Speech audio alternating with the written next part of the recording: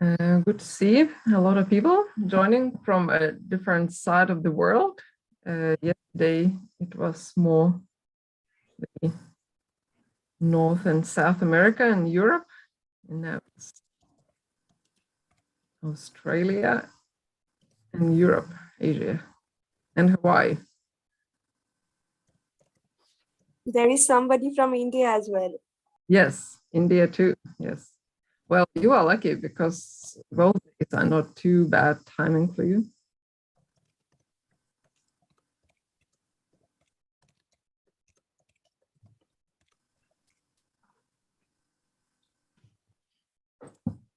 All right, so I think, yes, thanks. So we might start now. Thanks everyone who joined now. I'll admit one more person. Thanks for and welcome to the second day of this meeting. Some of you might have already participated yesterday in the meeting. For others, it's the first day. You are welcome to watch the first day on YouTube, which is available on our website, on our YouTube page. And there were a lot of interesting talks about their citizen science programs engaging anglers that are happening in North America, in Canada, in USA, in Europe, and some interesting discussions as well. And today we are continuing with the discussions and more this time actually about the specifics of AI tools. Yesterday was more focused on citizen science and how we can share the data with larger depositories. And today was more about nitty-gritty of machine learning and how we can do it. So already yesterday, there were a lot of interesting ideas and suggestions and thoughts about collaboration. So I'm hoping something will also come out from today. I would like to remind you, all right, so I'll share my screen. Just to mention a few things. Now, which one? Which screen can you see? Can you see my presentation? Yep, it's fine. I tried it again, and every time I get mixed up. All right, so my name is Asta Audzijonyte, and together with Catarina Silva, we are organizing this workshop on behalf of Nature Research Centre in Lithuania and University of Tasmania in Australia, so it's truly global.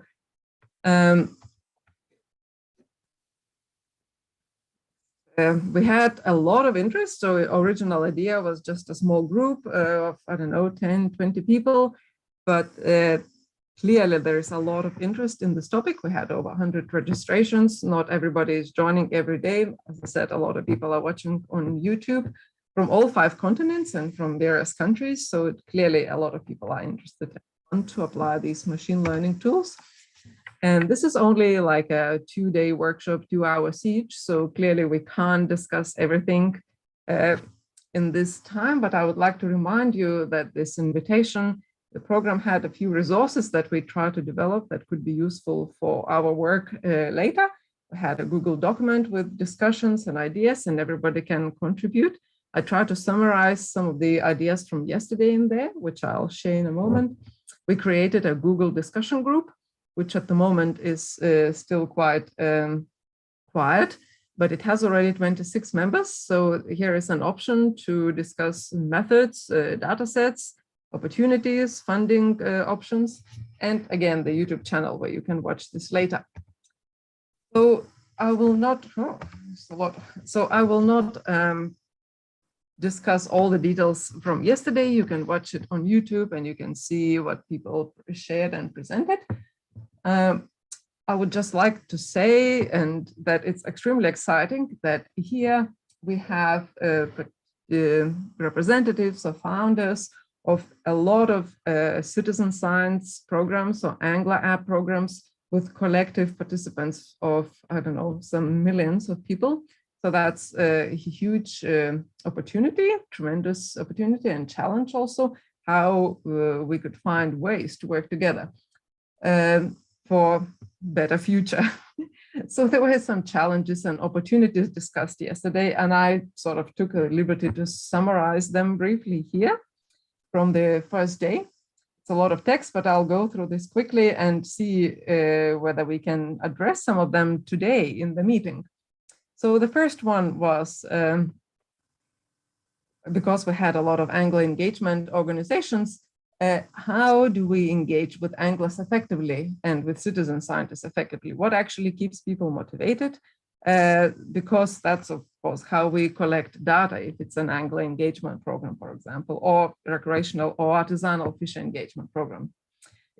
Somebody has raised the topic that, for example, in ornithology, there is one global app and everybody's using that, whereas in fish science, every country, every region has its own app, and somehow people get lost with all of them. And so maybe there could be ways to collaborate better and to actually either, I don't know, merge them, combine them. Well, probably people who develop this, who will actually merge with whom. Somehow think about the best way to collaborate together. And maybe there are some ways how some data can be moved between apps and so on. Another big challenge that we noticed, that we discussed yesterday, was that there is a lack of photos, expert identified photos for algorithm training. At least for some groups, that was actually one of the challenges, because the models work well, but where do I get these photos? And again, can we share expertise across groups? So there is some people here who are working with 1 million fish photos. And can we outsource that into a broader community? And if yes, how can everyone benefit? These questions are in the Google document. So already now, if you have thoughts and ideas, just go there and write your suggestions. The link to this Google document is in the chat of this Zoom meeting, so the second meeting. So you can actually go and there and add your ideas. The third challenge was that which algorithms and methods do we actually use? This is a very technical and specific one, and Catarina will be mentioning that briefly too. What are the best pipelines so that people don't get lost and don't repeat the same mistakes that maybe others already have done? But finally, what actually was really interesting for me is, okay, we heard a lot of really interesting talks about how we can collect this data and process it, but how do we actually use this data and what does it say? How can we communicate it? So we have a lot of data about fish observations, about sizes, about catches. Can we actually use it already for management, and how can we do it in the best way? So that's again where we need a lot of collaboration here. And finally, how do we ensure that this data can be used widely and doesn't get lost? So the programs that exist now, they seem to be immortal, of course, but maybe it's entirely possible that in 3 or 4 or 5 or 10 years, they will be gone. And what is the future of these data sets? So all of that is in the Google document. We are hoping this meeting will encourage some collaboration and ideas and discussions. A lot of that is already happening, and that's exciting. So I will finish my sharing if I can. Yes, stop sharing. And invite our first speaker from today, John Lynham from the University of Hawaii at Mānoa, and talking about FishNet and about 1 million fish. So you don't have a problem with small data sets, I suspect? No, not in this situation. Let me see, okay.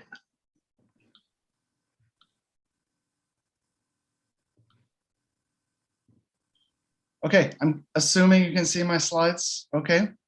Yep, all looks good. Great. And Asta, I should speak for about 10, 15 minutes? Is that? Yes, about 10 minutes. Yeah, okay, if you want to have some time for questions, then yeah. Okay, cool. So hello, everyone. My name is John Lynham. I'm a professor in the economics department at the University of Hawaii. And this is primarily a collaboration between the University of Hawaii, the computer science department, which I'm not in, and the Nature Conservancy in Indonesia.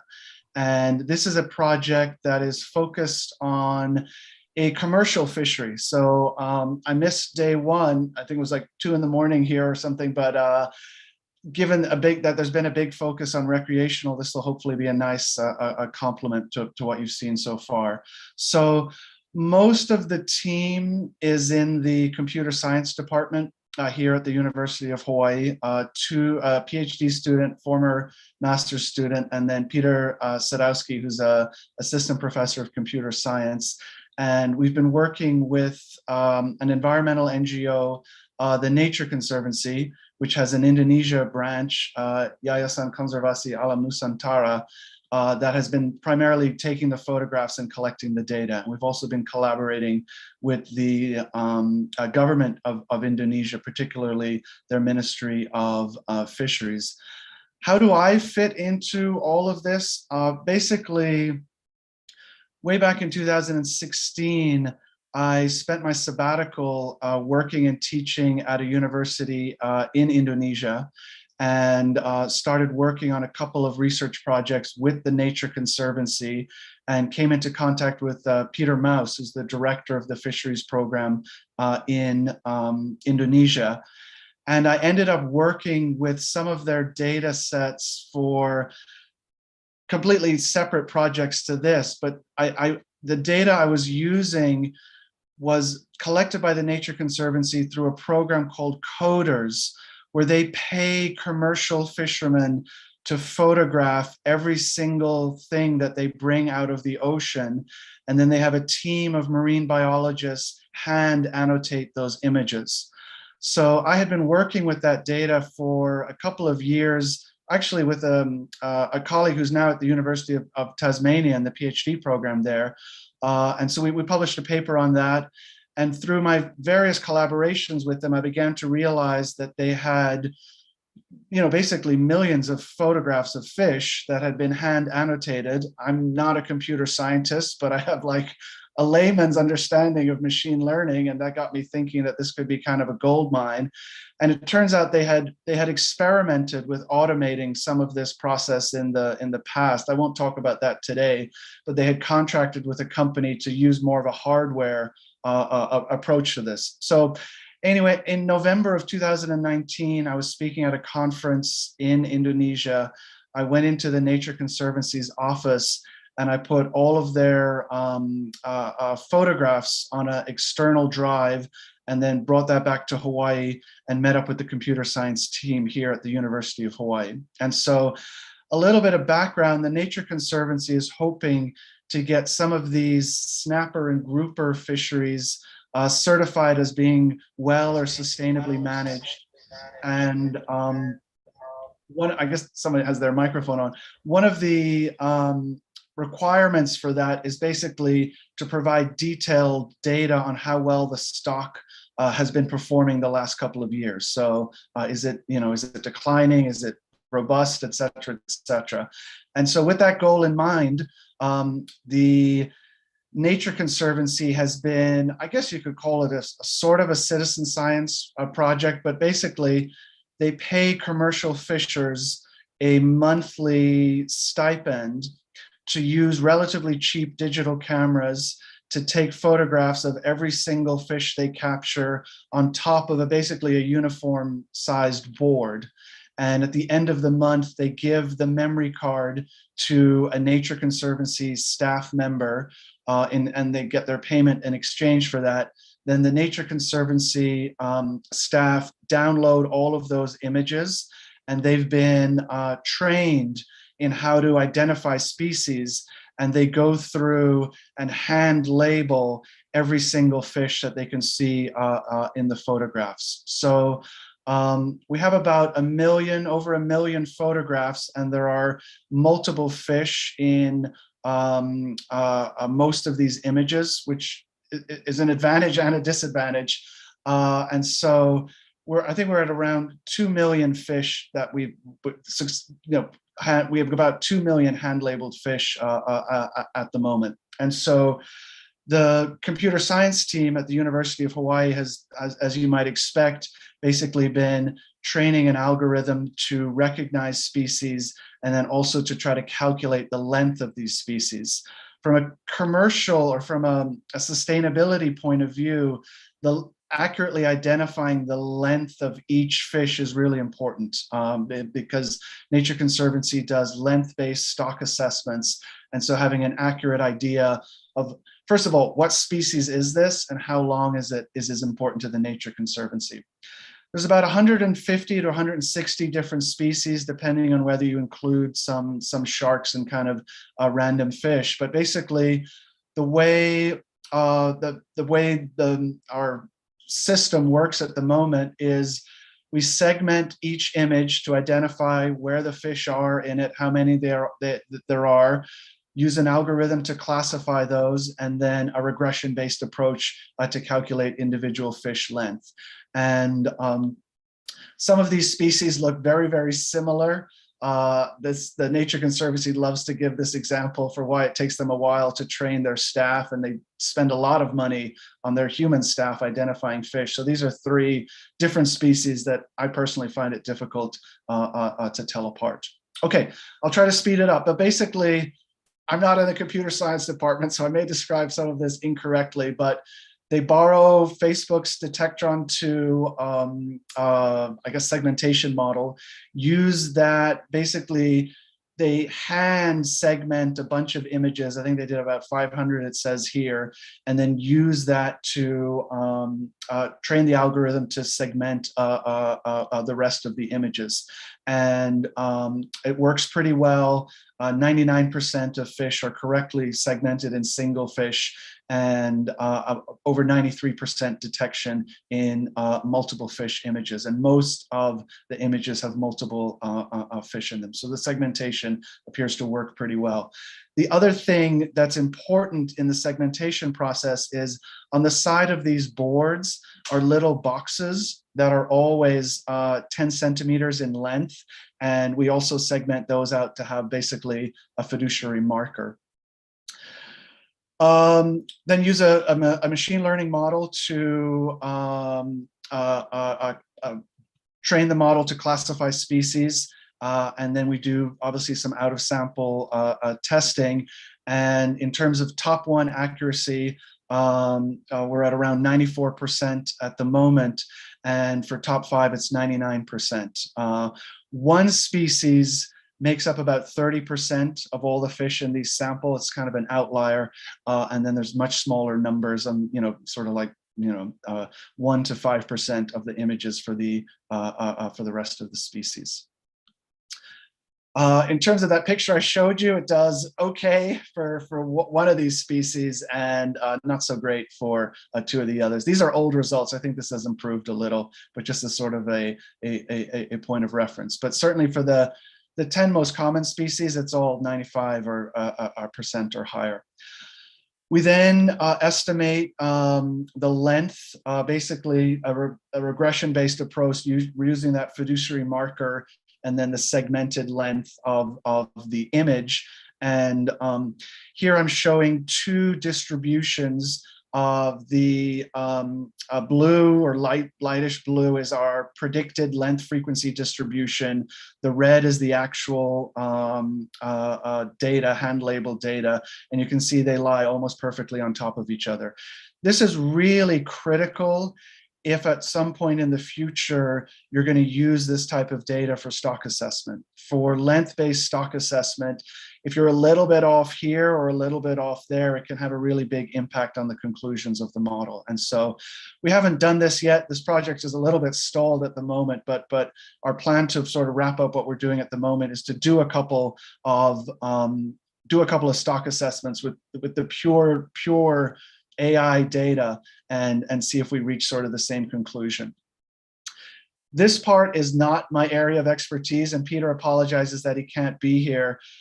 I'm going to have to leave the meeting shortly, but if there are additional questions later, feel free to email me, and I can also put people in touch with Peter, who's in the computer science department. But I think Peter's vision for the future is to sort of set up a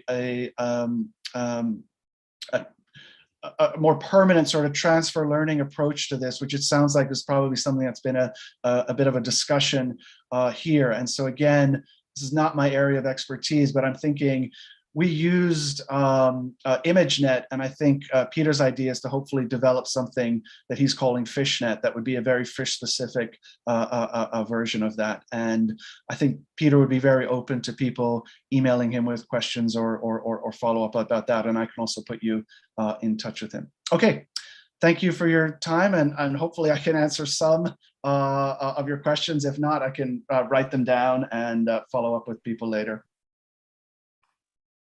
Thank you, John. Very interesting and inspiring. I already have a lot of questions, especially about lengths and sort of the length-based stock assessment, because that's what we were also planning to do in the fish size project. And Freddie is also here, who will be working on that as well. So we'll definitely be in touch. Super exciting. However, I'm sure Catarina also might probably have some questions, but I was wondering, so I remember I had this discussion with people from FishBase and taxonomists from FishBase, and somehow saying that it would be really useful to have machine learning tools to get data collection, especially from whatever artisanal fisheries like this. And they were saying, no way in the world will you be able to train the algorithms to recognize a lot of these fish. And of course, that's what taxonomists say. But I'm just interested. So it actually worked quite well for these three species. How many images did you have, like for each of them? So because that's one of the questions, how many individual images do we need to provide for the algorithms to start working?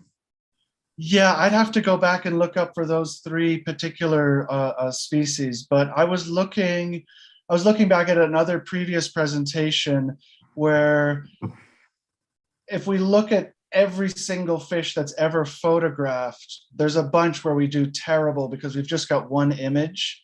But if we cut it off at even just 10, having 10 images, I'll see if I can pull up that slide. But most of the prediction accuracies are like, above 80%, even with 10 images, which I was kind of surprised by. Wow. I'll see if I can dig that up. Is that with some augmentation? I don't know whether you have done so, image rotation, clipping, and so on, that way actually land is really useful to do? I don't know. Yeah, Peter and Maselli would know the answer to that. Sorry. So is the program still going? Are there more pictures being taken?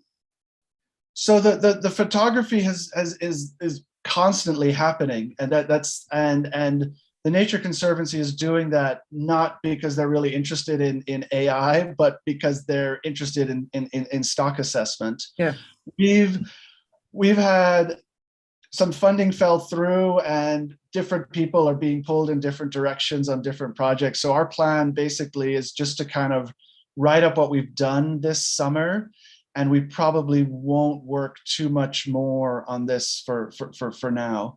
But I do know that the Nature Conservancy in Indonesia is interested in perhaps exploring this more in the future. So there might be a way to put people in contact, particularly if people are further sort of along in doing this kind of work. Yeah, but for part of the problem is it's like none of us are really experts in this precise area. We're experts in other kind of areas, and we've just kind of come together as a collaboration, because I saw this data and thought it was a pretty unique opportunity.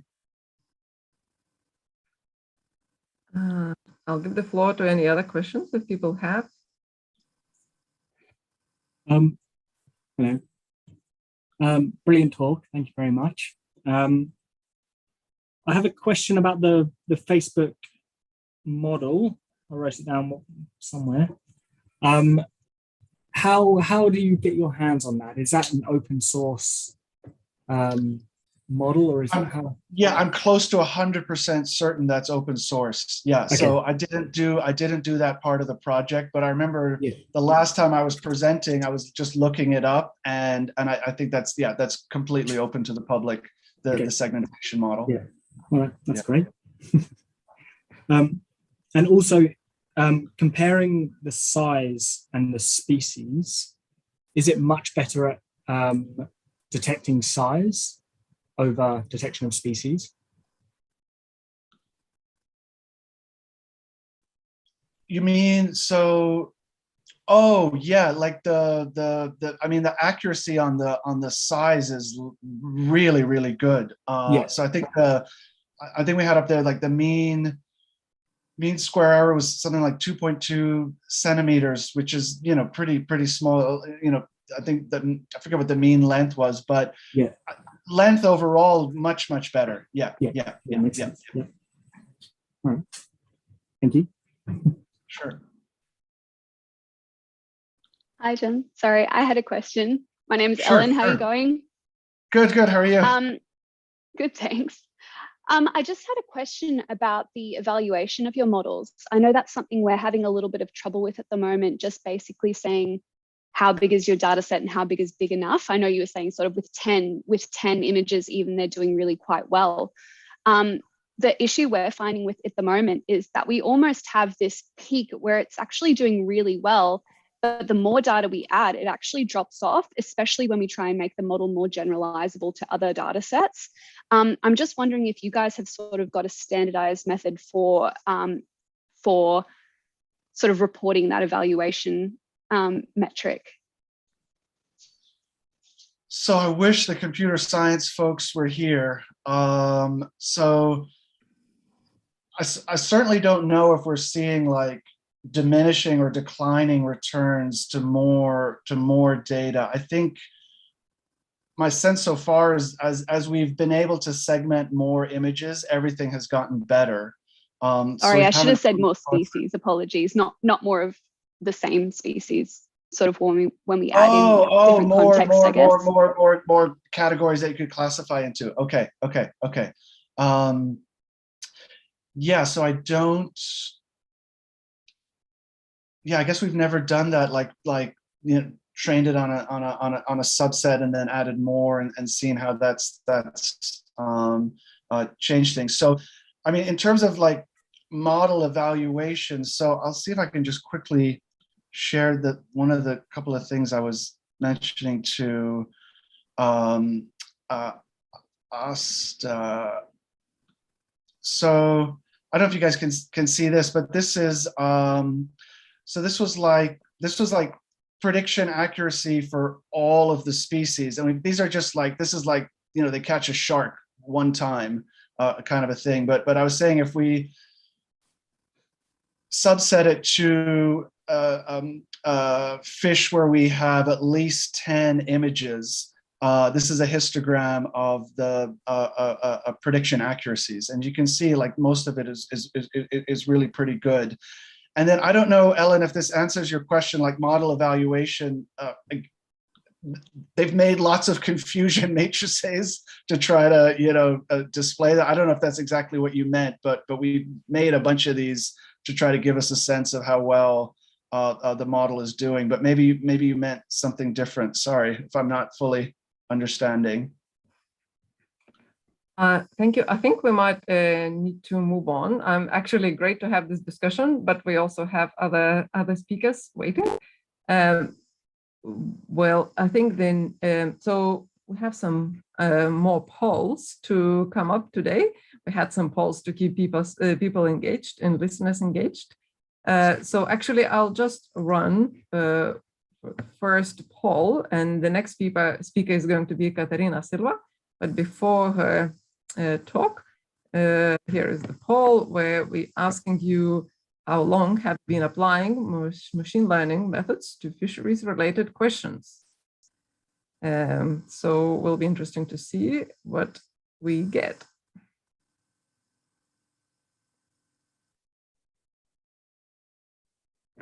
We have about 10 seconds, so please answer quickly. And then we'll end the poll and share these results.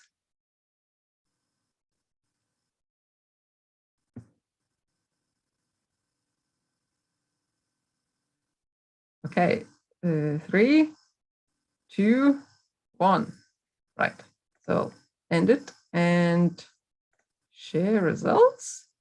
Okay, so majority of people haven't started, so they are interested and plan to do. Yesterday we had a poll of are you planning to do it, and majority of people said yes.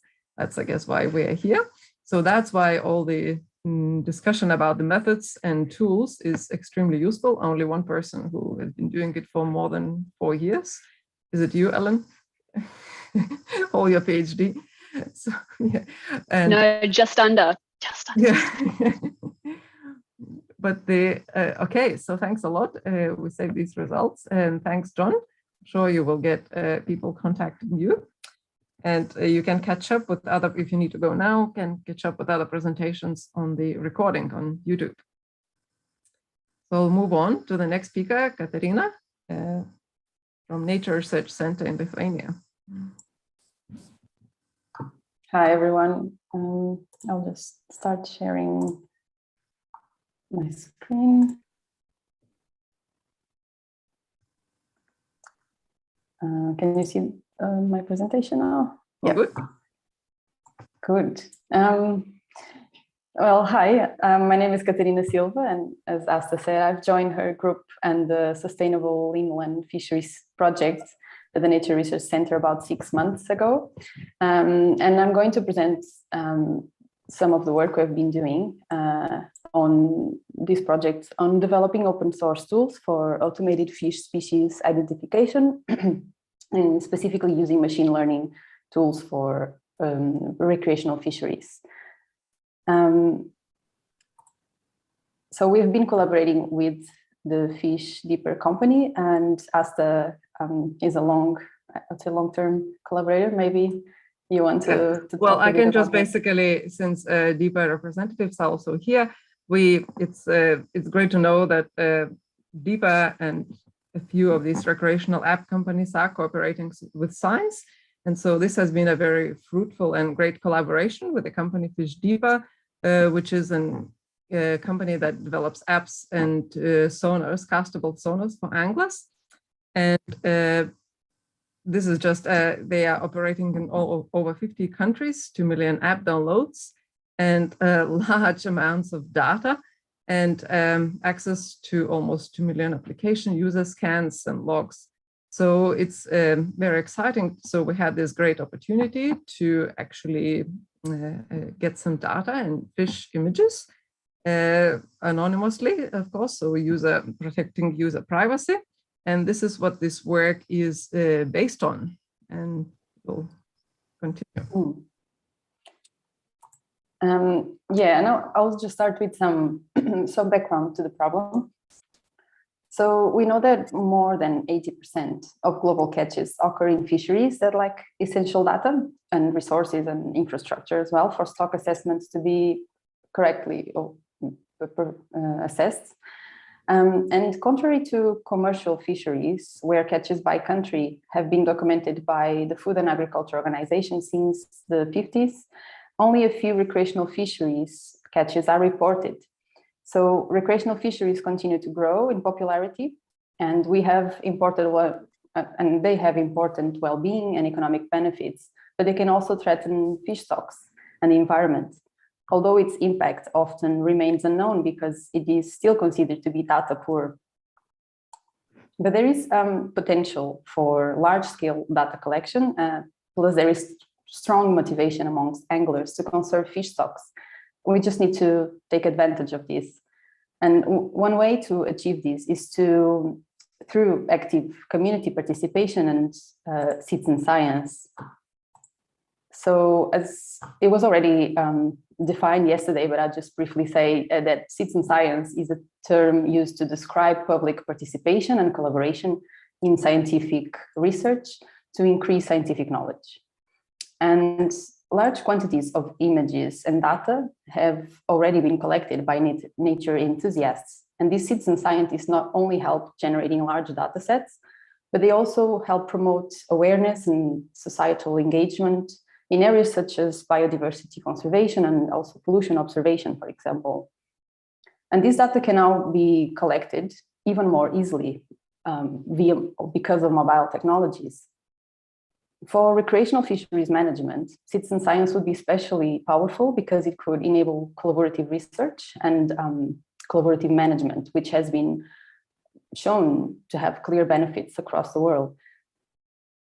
So it is urgently due that recreational fisheries management benefits from the increasing popularity in mobile fishing applications, so that we can achieve a step change in data collection, stop being data poor, and engage fishers also in the decision-making process. But of course, when we work with large data sets, there are a lot of challenges associated with it. And that's where artificial intelligence, or AI, plays an important role. And artificial intelligence has already revolutionized, as you know, different areas such as weather forecasting, wildfires, disaster response, and even traffic management. And AI and computer vision specifically, integrated with fisheries data, offer a great opportunity to transform recreational fisheries management, because it allows the rapid processing of large amount of data from citizen science, including the automation of species identification and fish measurement, which we've seen a few examples in this conference, in this workshop. However, as you can see here, integration of AI into fisheries management has been very limited. As you can see in this image, it's just number of publications in the last few years, and even though it has been increasing, it's still very low with 40 papers per year. So just as a reference, random reference, in 2017, there were more than 6,000 papers relating AI to vector-borne disease, which is a very specific area of research. So there's been much more publications and tools coming out in other areas. So fisheries management is still lagging behind a little bit. And in addition, these studies here in this image have been mainly applied to commercial fisheries, and often the tools and scripts are not openly shared to the community due to different constraints. So application is limited. So given this, it's urgent to develop open source tools to apply machine learning technology to this huge amount of data that is being generated. And so when we started this study, we had data available, as Asta said, from different fishing apps, but it was really challenging to find open source tools and resources, which doesn't mean that they are not available, but we didn't find this information easily. And so as the first step, we decided to develop a framework, open source, with open source code and software and some kind of guide in research in this area. So we started developing this open framework and pipeline, and this has a variety of applications. It has these different components, and scripts can be used, for example, for species identification and size estimation, and on other phenotypic pattern identification.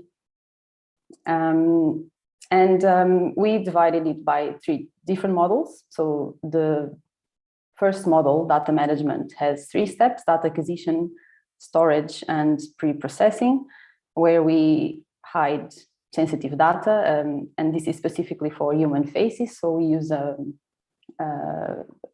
pre-trained model to detect and place bounding boxes on human faces, and then we overlay with a color, so we can't see human faces, but still use the rest of the image. And and these and other scripts and tools and codes will be added. Some are already added to our GitHub page, the project page. Oh, sorry. And then on model 2, we have image annotation. So initially we use also a pre-trained model to just detect a fish in the image, a fish form. This is again an open source, a pre-trained model with weights and that's online available. And we also have these scripts available on our GitHub page. And then we use these pre-annotations to do manual annotation. So we use open source software, the VGG, to do manual annotations. And then the model 3 is the machine learning model where we train the model and test it. So here in this image, we have some of the main tools we used just as schematics, such as Google Cloud Platform and Python libraries. And so as a pilot case study, we selected, so to test our framework for automatically identifying the most common fish species in Deeper app, we used these 6 species. So we have a total of around or more than 20,000 photos for now, but we selected only a few and started as a pilot case study. So we have common bream, carp, northern pike, bass, perch, and pike perch. And in terms of samples, so we have here the number that we have annotated so far per species, which is between 100 and around 400, and in total it's 1,600 around those numbers. And just before I show some preliminary results, we use 2 different methods, or different techniques for these. One is image classification and the other object detection. So image classification is a technique that is used to predict the class of an object that is in the image. In this case, we have, for example, dog breed, and the main goal of this technique is to accurately identify the class that is in the image. So we only have a single object per image here in this technique. And while in object detection, we have the main goal is first to detect or locate the object in the image and place the best bounding box or the best limits in this object. And then within each class or within each bounding box, within each sub-image, it detects the best class. So we have these two-step objectives. In this technique, we can have multiple objects from different classes within the same image. But for the purpose of this study, we have only selected images that have one class per image, so that we could compare between the 2 approaches using the same data set. And in terms of performance, the models in these 2 techniques are measured differently as well. So that's an important difference. So image classification performance is evaluated using accuracy, so the percentage of correct predictions in the total data set, in the test data set. So because we have only one class per image, this can be done through the whole data set. Whereas the performance in object detection is evaluated considering first the best match bounding boxes only, and then within these bounding boxes, it uses a matrix, for example, precision, that corresponds to the number of true positives divided by the total number of positive predictions, which are true positives plus the false positives. Okay. So it's here, just some preliminary results of these 2 techniques. As these are very preliminary, as I've been doing these tests only in the past few weeks, and I'm still testing different model architectures, such as this is FishNet, and I've tested ResNet, and I still need to do some work on this, and also test combination of different parameters, such as batch size and X and other parameters. But here, this is a confusion matrix that for the best model so far that we got so far. And this is showing the normalized and relative values of correct predictions for each species. What we are interested here is the diagonal values, right? So the closer to 1, the best the accuracy.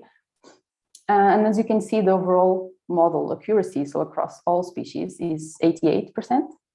And it looks promising for some species, such as the carp, but which has 96% of the correct labels. But for northern pike, for example, northern pike is still good, 93 as well. However, for some species like pike perch, which has only 40% of the correct labels, the model is not performing so well.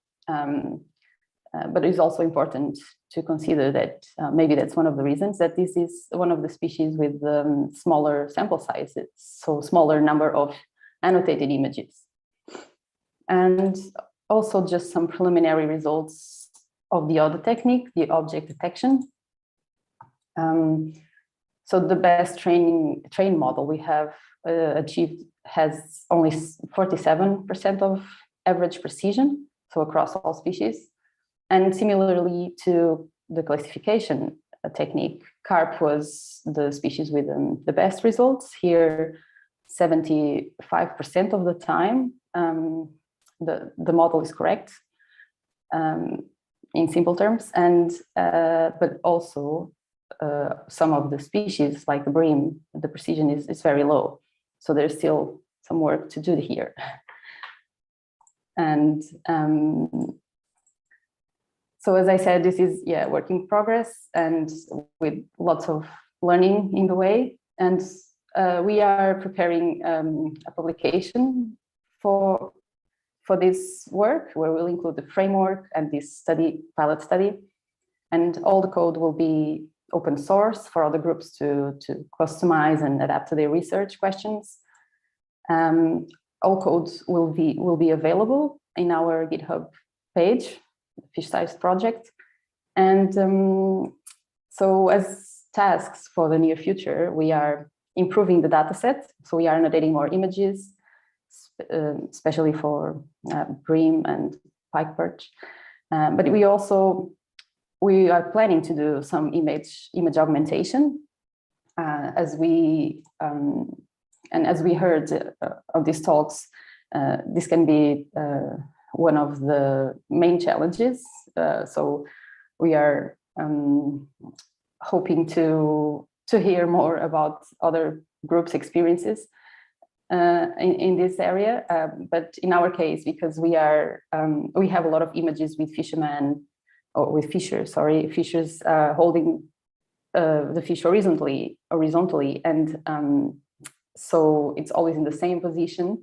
We might be able to improve the data set if we do simple rotations. So that's something we are planning to do in the near future. And yes, and finally, I think this workshop is the perfect opportunity to brainstorm. And although I have many questions, I've listed here one or two that are related to these methods, classification and object detection techniques. And I find it challenging to understand, and especially in the context of fish ID, or fish identification and size estimation, I didn't find then many material or publications. So how could we compare the models between these techniques? Because they use different performance metrics. How can we compare between these two and know which one is the best approach for our specific data sets? So, and then I think just to finalize that it is important to highlight that this work has been done by a very small team of researchers, and we have been using Google Cloud resources, so with not very expensive, but of course taking advantage of the free resources such as Google Colab. But I still think that this is a good example that this kind of work is possible for small research groups or organizations. I mean, to apply machine learning techniques in research questions. So yes, I think it's very relevant. And finally, I would like just to thank Deeper for providing the data, Alina and Augustus for helping with some annotations of the images, and these organizations for funding and institutional support. And thank you for listening. And if you have any questions. Thanks, Catarina. That was a good talk. We have some questions here. Ellen, you have a question? Yeah, thanks, Catarina. What you're doing is quite similar to what I've been doing as well. I apologize if I missed it throughout your talk. I was just wanting to know the motivation between doing both classification and object detection. I might have missed the secondary step there. From my understanding, classification is far easier to do. So why complicate things? Yeah, that's a very interesting point. So the main motivation, I guess, was because in these images we have a lot of different backgrounds. So fishers are in the fields, and usually they take the picture, in the whole body, or the fish is not very close to the camera. So there's a lot of background and variation. So we thought that maybe by using the object detection technique, just cutting most of the background, we will have better results. But it's not the case so far. And again, I'm new to this as well, so I'm just learning a lot in the way. So I'm finding that actually, classification is it's simpler. I believe it runs faster as well, so that might be an advantage than object detection. And at least in our data set, it might not be the best approach, object detection, I mean. But it was a motivation. Yeah. I'll also grab your email, because I have a way that we do our object detection for the false positives and accuracy and everything like that. That might be useful to you as well. So I'll send that if you think that might be something thanks. you're interested in. That would be really helpful. Yeah, thank you. Yeah. Jaume? Yes. Hi, Catarina.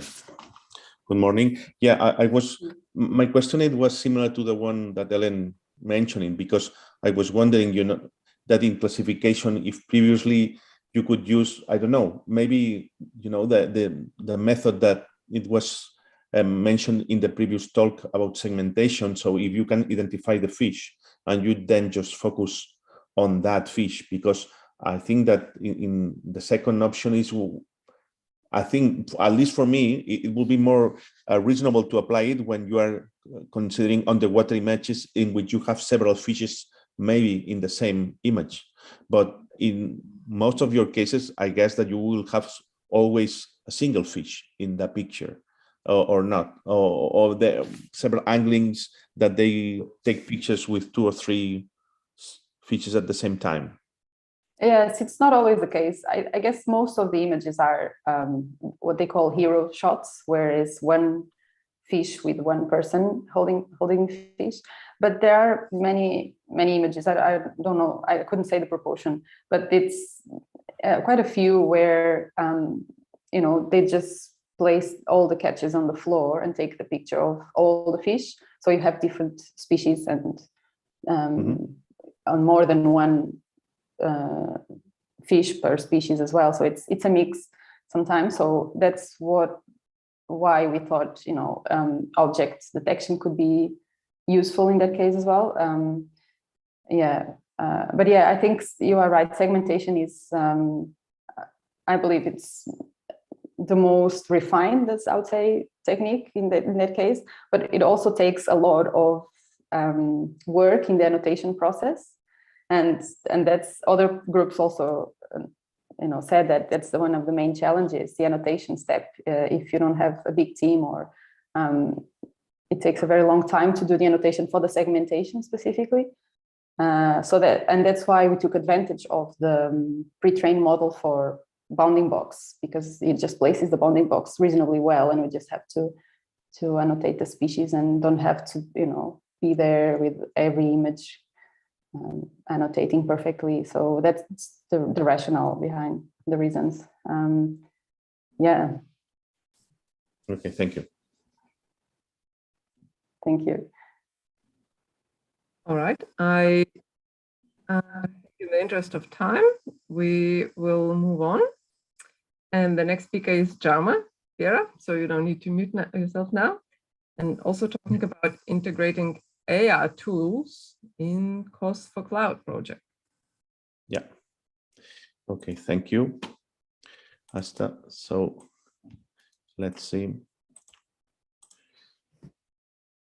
Okay, so basically what I would like to show here, it's well, one project that it's framed in a particular European framework that I will explain a little bit, and I think it could be quite useful for the annotating component. First of all, the project is named Cost for Cloud. That means co-design Citizen Observatory services for the EOS cloud. And so I would like to introduce a little bit then, what does it mean, these cloud services, how we could improve the Citizen Observatories, and particularly how we can use this improvement in the particular case of fish monitoring. So first, the idea of the European Open Science Cloud. It's a proposal that comes from the European Commission. And the idea, you know, is to integrate in a common framework any kind of data infrastructures that are related in the European context. So the idea is to join efforts and in several services and resources. That means in networking, computing, data management, processing, storaging, sharing, and security, and also training as well.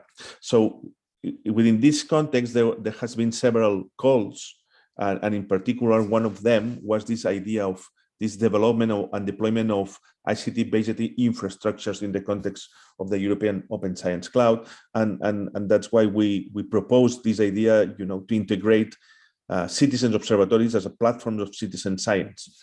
I will not go to the whole process because I will mostly merge or focus on this idea of collecting different or integrating different biodiversity citizen observatories and how this can be, you know, connected within the European Open Science Cloud. Many of these citizen observatories have their own systems to provide validation, or at least annotating systems of the images. And I put here a kind of example that in several cases, people can take pictures and they can upload the pictures without knowing how to identify that organism. The system is general, but obviously here I put the idea of the example of a particular fish.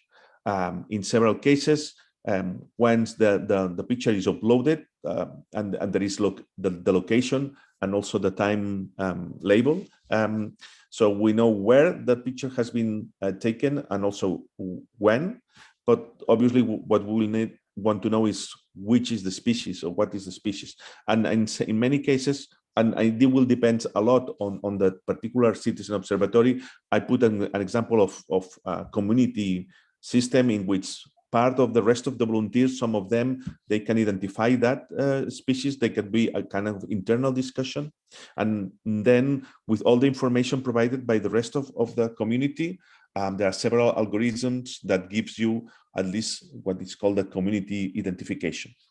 So at present, the status is that we can find several citizens observatories, each of them with their own particular way to validate that data. And usually when that data has been identified, they are uploaded to global repositories such as the Global Biodiversity Information Facilities. It could be other ones. How we can improve this in the context of this idea of cloud services.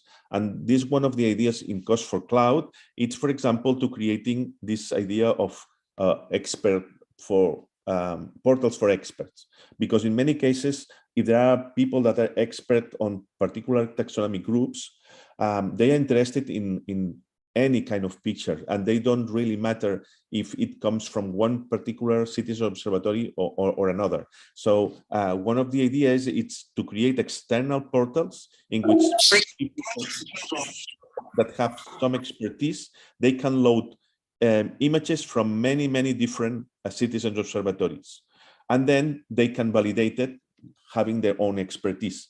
And the main advantage on that is that there could be a kind of feedback. The system remember the origin of every single observation and returns to the dedicated portals the opinion of this expert validation. So that's a win-win situation in terms of that the experts do not need to go to all the citizen observatory portals to download the data, but also offering this opportunity, the citizen observatories do not need to compete between how are the experts engaged to their own particular citizen observatory. On top of that, what we can think is that we can create this idea of automatic identification tools that they can provide also extra information and recommendation that could be used within the internal validation to consider the recommendations from these automatic identification tools, based to provide better ways, to provide this community validation, or well, I mentioned community, but it could be other types. The win-win situation here is that with this type of loops, we can create a lot of training data sets, because part of this data has been already validated by experts, and the other could be also validated by the community. So we can create easily a large number of annotated images. The idea in Cost for Cloud to validate is obviously the part of the consortium that are focused on designing these software services, co-design, but also there are other parts that basically what we develop is ideas of creating particular events that facilitates networking, communication, and with these events we can put on testing and see up to which point we are validating all the system or all the architecture. And the important aspect here on these demonstrative events is that they can create a lot of data. And I can give you one example of that. It's what we call biomarathon. Biomarathon is a long-term bioblitz. And in this particular case, it's coastal, but it could be also done in freshwater systems for angling or whatever. So you can see that in a different way that the bioblitz, the length of the biomarathons, usually it's longer because we think that the bioblitz, a very short time period in the sea, it's quite risky. You know that sometimes the sea state is not good enough, and maybe if you only focus on a particular weekend or around that weekend, if the weather is bad, there will be no options to go to the sea. So we prefer to do it with longer periods, for example, the whole summer. And this has been tested last year only, and because of the pandemic, it was very locally around the area close to Barcelona area, the Catalan coast. But you could see that in 4 months, we collected 10,000 observations, not only fishes, but many of them were fishes. And we engaged, well, a relatively small number of people, 100 people. But you can see that only a little bit more than 100 people were able to report more than 10,000 observations on nearly 1,000 species, different species. So the idea is that, as the first results, only these more than 100, they detected more than 24 exotic species in that Catalan coastline. And also what it was interested, there were new species, new records, in some cases were mollusks, but we could also identify or spot some species that has not been recorded, fish species that were not recorded previously in the Catalan coast. So we think that, and going, a little bit back on that, what we think is that with this system, with this type of loop, what we can create is a large number of very effective systems to create annotated images that can be used further for training to different automatic identification tools. We have not done yet this part, so we are just now in this part, but we hope that this will be, quite useful. And what we are now working on that is how to integrate on as a kind of externally the identified images as a kind of recommendation from different Citizens Observatories portals. And basically, this was the idea behind that project. So thanks a lot. And I hope it could be useful in the future for all of you. Thank you. I will try to stop. That was an interesting talk. And I can see that this is especially addressing our challenge number 2 that we listed here, is that how do we actually get expert identified photos? And there's a lot of photos, but they need to be identified and for training. So I think, and if this is available widely and if it can be shared across communities, so that will be extremely useful. I can see that Ellen has a question. Go ahead. Thank you. This is sort of a topic that I was discussing with a colleague who's actually in the medical field at the moment.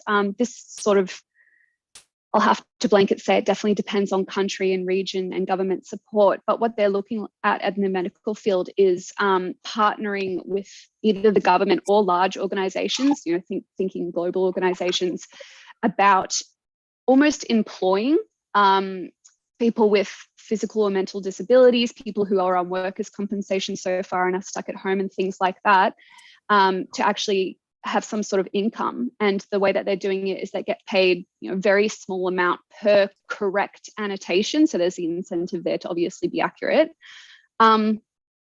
Looking at something like that, do you think, and obviously kind of coming from a government point of view as well, at least sort of in Australia, there's grants and incentives there to fund that because it's engaging those vulnerable communities. They've started off with, I think, people who have some form of disability that makes it difficult for them to be in the workplace, such as autism, etc. And knowing that they're stereotypically very good at pattern recognition and things like that, it makes them perfect candidates for this sort of work. Do you think that sort of collaboration and partnership would be feasible for this kind of application? Yeah, in fact, it's not mandatory, but you can see that there is a kind of loop in the process that I was explaining. We try to create, as a kind of win-win situation for all of them. So, so imagine for the citizens that they can be, receiving some feedback from experts, so they can put the picture, and then they realize that someone as an expert are giving them some feedback or some identification. For the experts, it will be much easier, that rather than to download data from every single Citizen Observatory, they have their own portal. You could put in that loop in some places, the one you mentioned. So you can invite people, or why not acknowledge their participation, even giving them a kind of grants. The advantage of this system is that it's really open. So if you could add this type of initiatives in some particular cases, maybe you can increase even the number at the end of the training set, or not. I don't know. But in any case, it's not rigid. The system is quite, flexible and fuzzy. And so if you have the chance to have this type of people involved in that particular activity, I think obviously the more people involved, the better. That's obvious on that. Yeah, I think scalability usually is the issue that kind of comes up in this a lot. The more data you get, the less experts you're going to have, and whether or not they've got the time or you have the experts available. That's interesting. That's why, we try to put the experts outside of the citizen platforms, because we know that in some cases, people are trying to engage those experts to be involved in that particular platform, but that means that the experts are, if they are very focused on a particular one, they are missing all the data that comes from the others. So probably the experts are the first ones that they want to be a part of, so that they want to collect any kind of data, no matter the origin of that Citizen Observatory. And for that, it's a way, to facilitate them, but at the same time, creating a kind of collaborative network because then all the citizen observatories, they can have feedback from different experts, and that's why we try to do it in this way.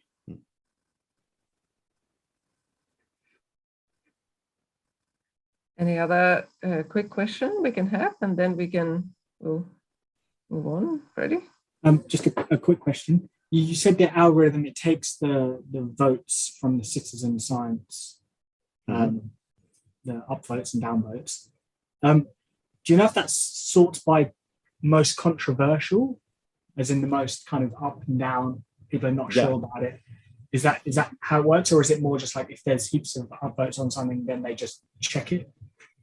It depends on the platform, because there are many different ways how to process that data. For example, in some cases, for example, in iSpot, they weight the opinion of the people because they are including reputation. So it's not the same, voting system depending on the expertise you have previously recorded, which I think it's quite reasonable. See, if I have been reporting hundreds of pictures of fish, probably my opinion, it will be better than other people that are or just reported a couple of pictures. In other cases, no. In other cases, as you mentioned, they try to balance this idea, because in some cases, it seems that the most controversial one, it's the one that provide most information. But this will depend mostly. We're imagining, that we can have like 10 or 15 different citizen observatories, each of them classifying with their own particular algorithms. The advantage is that we don't need to focus on a single algorithm. The system is open enough, to provide or to improve the performance of every single one, but by creating this kind of loops, external loops between, citizen observatories, experts, and AI-based systems. Yeah. So there's an algorithm which takes the individual sites, their own algorithms, and then it determines based upon those sites which one we should weight.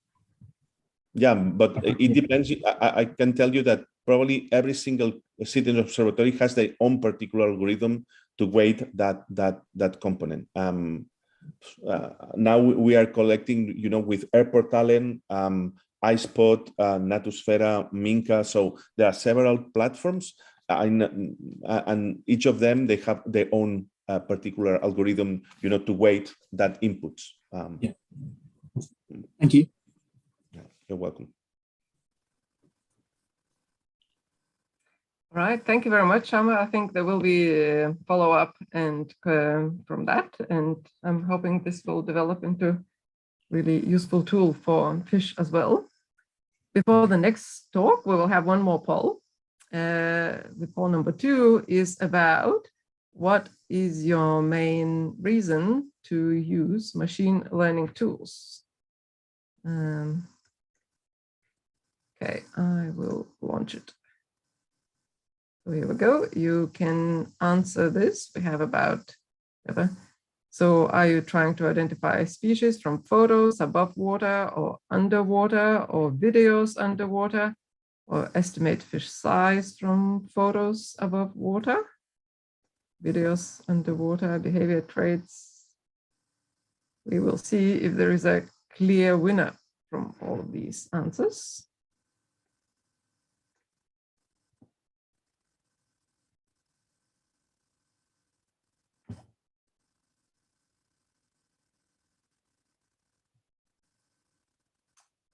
Okay, we will give another 5 seconds or something for a few more people to decide. Still some results are coming in. All right, 3, 2, 1, we'll finish. Okay, and so actually there is no clear winner. We see that people are interested in almost all of these questions. Interestingly, other is not very common, so we seem to have covered most of the topics that at least this audience is interested in. So that will be interesting to know and to follow up. But clearly, individual size is a big topic, and yeah, something we need to discuss more. Right. So the next The next talk will be by Dadong Wang from CSIRO in Australia, and video analysis of electronic monitoring of fisheries operations.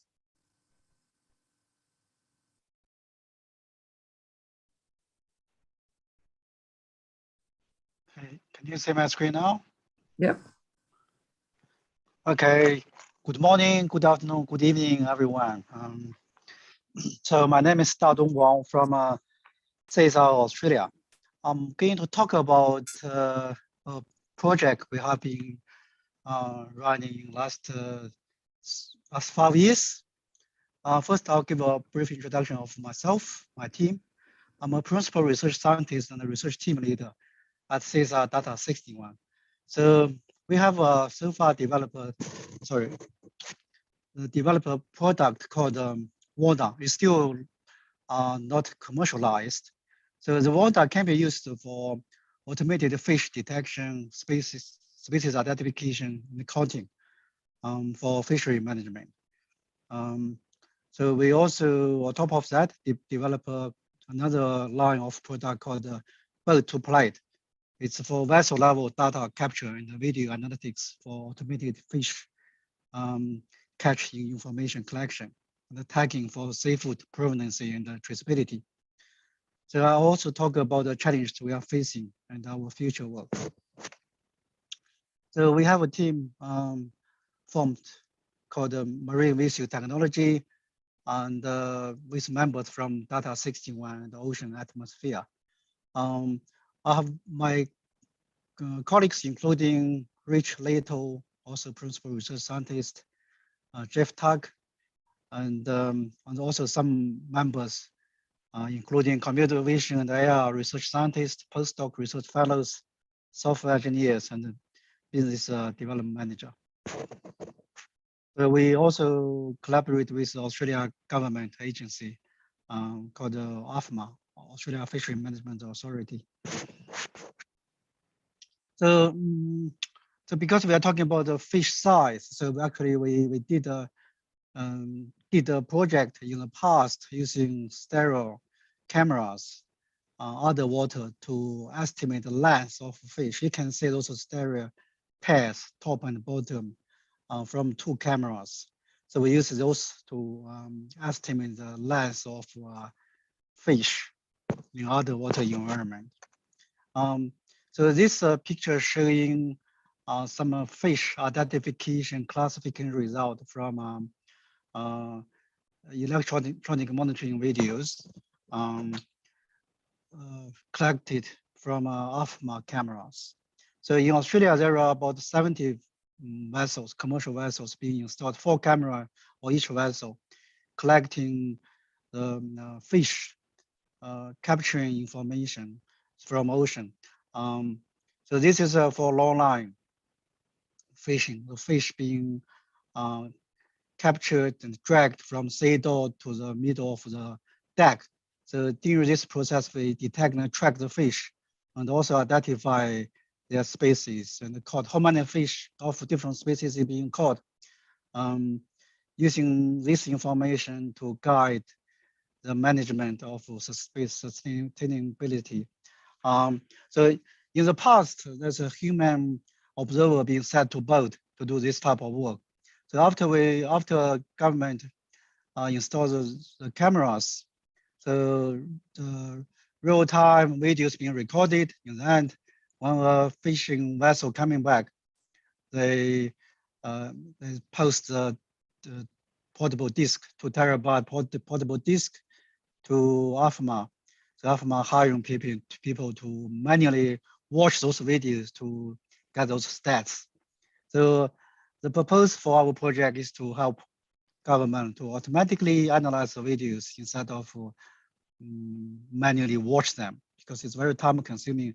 Only 10% of video can be watched. You can imagine, 724 hours recording from each fishing trip, which takes normally 3 days up to 1 month for each trip. It's a very laborious. So we developed deep learning based electronic monitoring, video analyze pipeline, including fish detection, classification, tracking of the fish from cradle to the mid of the deck, then caught how many fish being caught for each species, then provide the report back.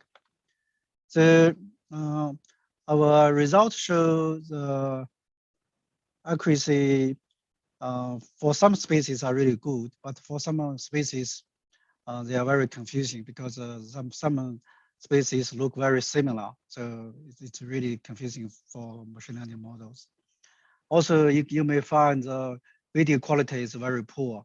Normally, that's blurry, and also the water drops effect and the reflectance from sunlight, because those videos are captured in rough sea condition, different weather condition and different time, morning, afternoon, evening, night time.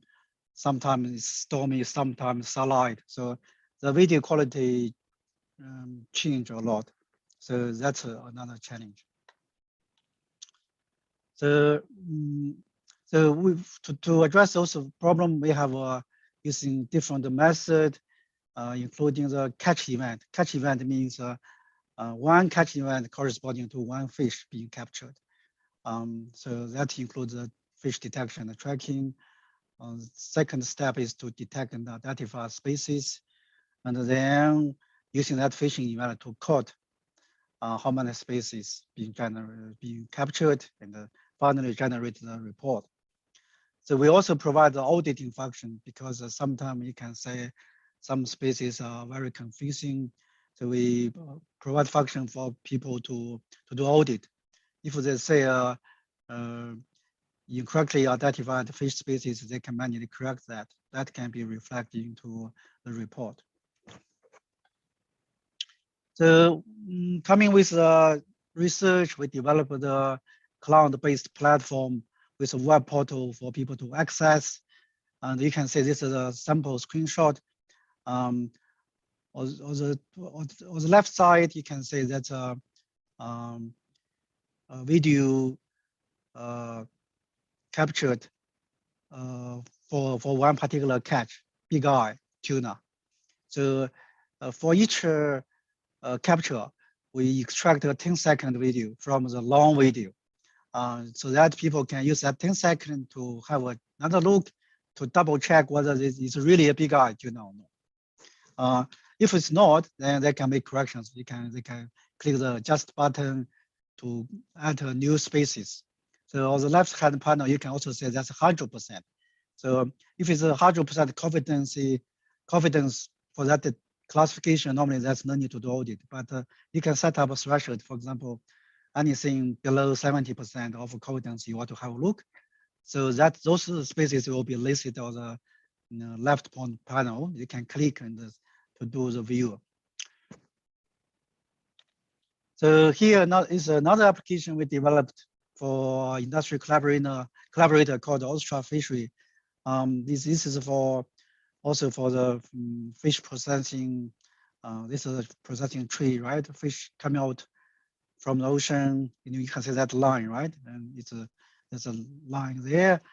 So we developed automated algorithm helping them to automatically classify and code how many fish for each species being captured. So on the top left corner, you can see region of interest. So the fish being detected and caught in that region. As I mentioned, we also develop another prototype product called bird to plate to detect and also tag individual fish being captured, then track them along the supply chain, so that people, for example, at a retailer or restaurant, they can identify, which fish is from where, when it was captured by scanning a tag or fish package.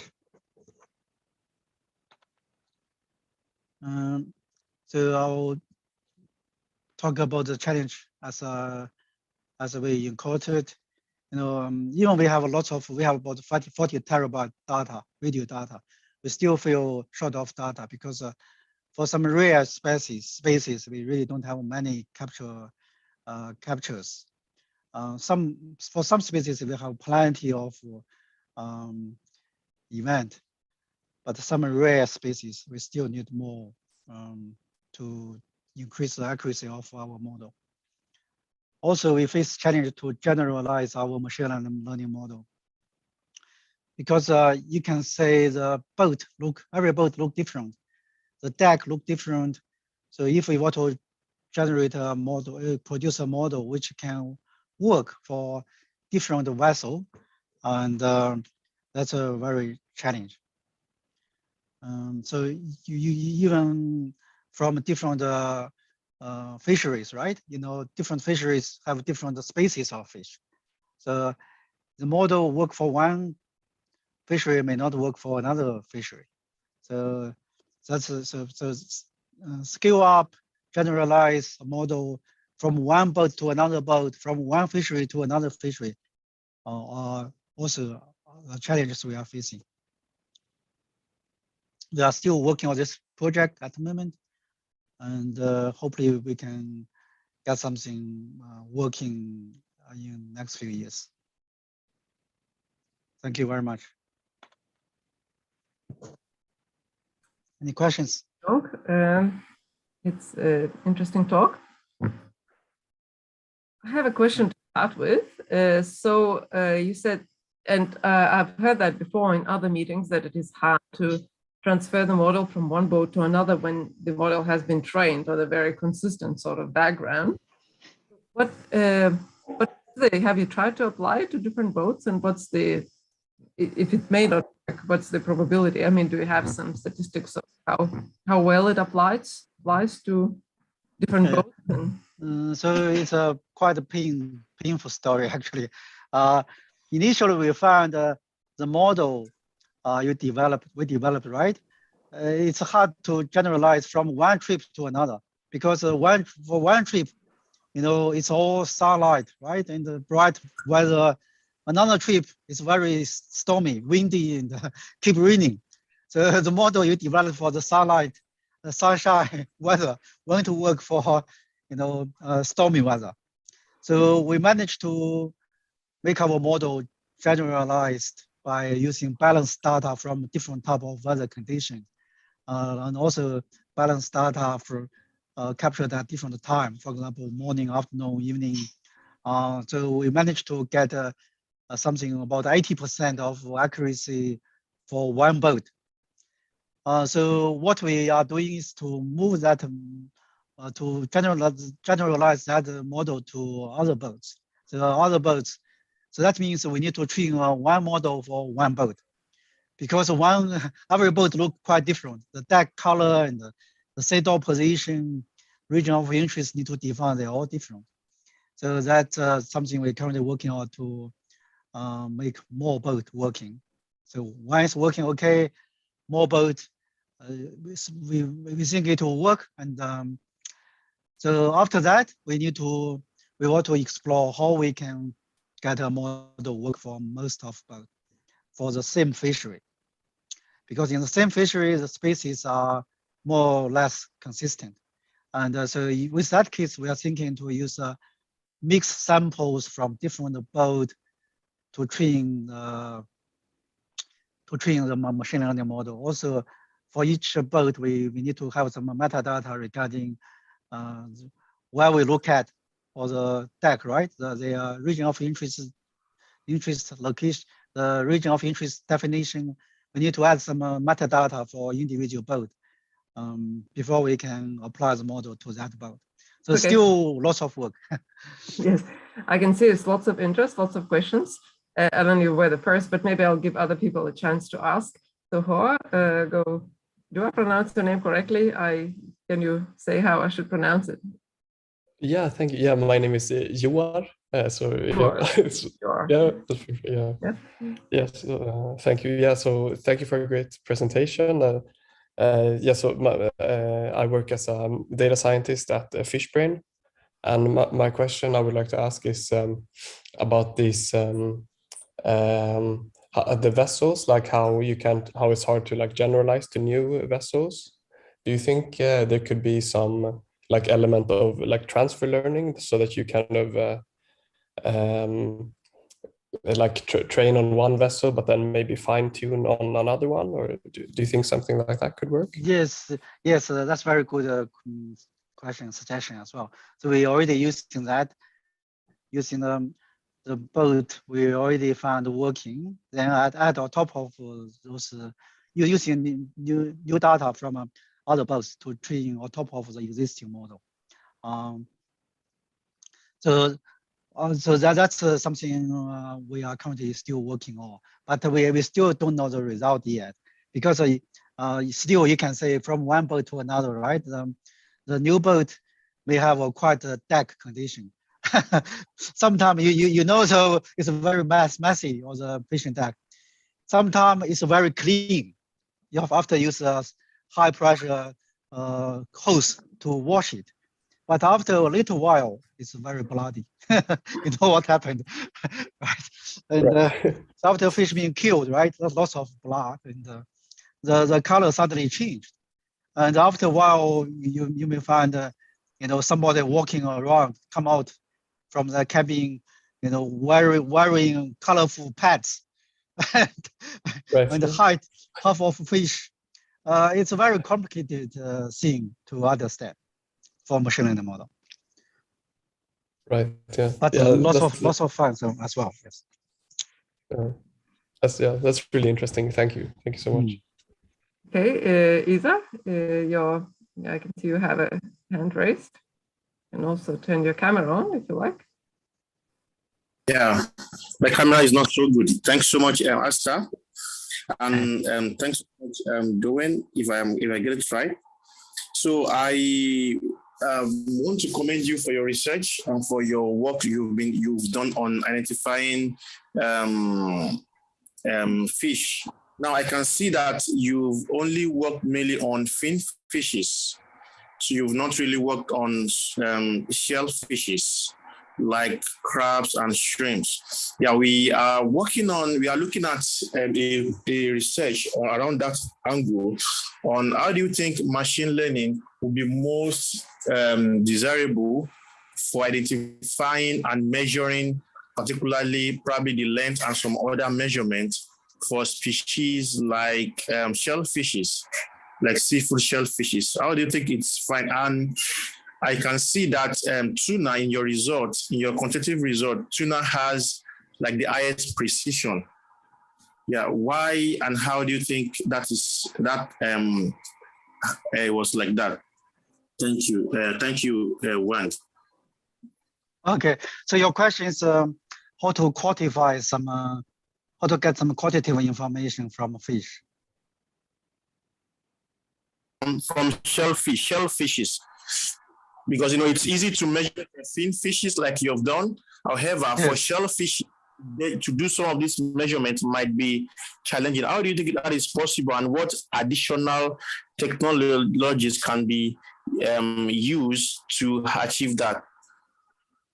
For shellfish, we haven't done any shellfish so far. But for the measurement, for this project, we also need to do that, because that's the information we need to report as well. So for this project, what we haven't done that, but we did some laboratory work. So what we did was to use a mat.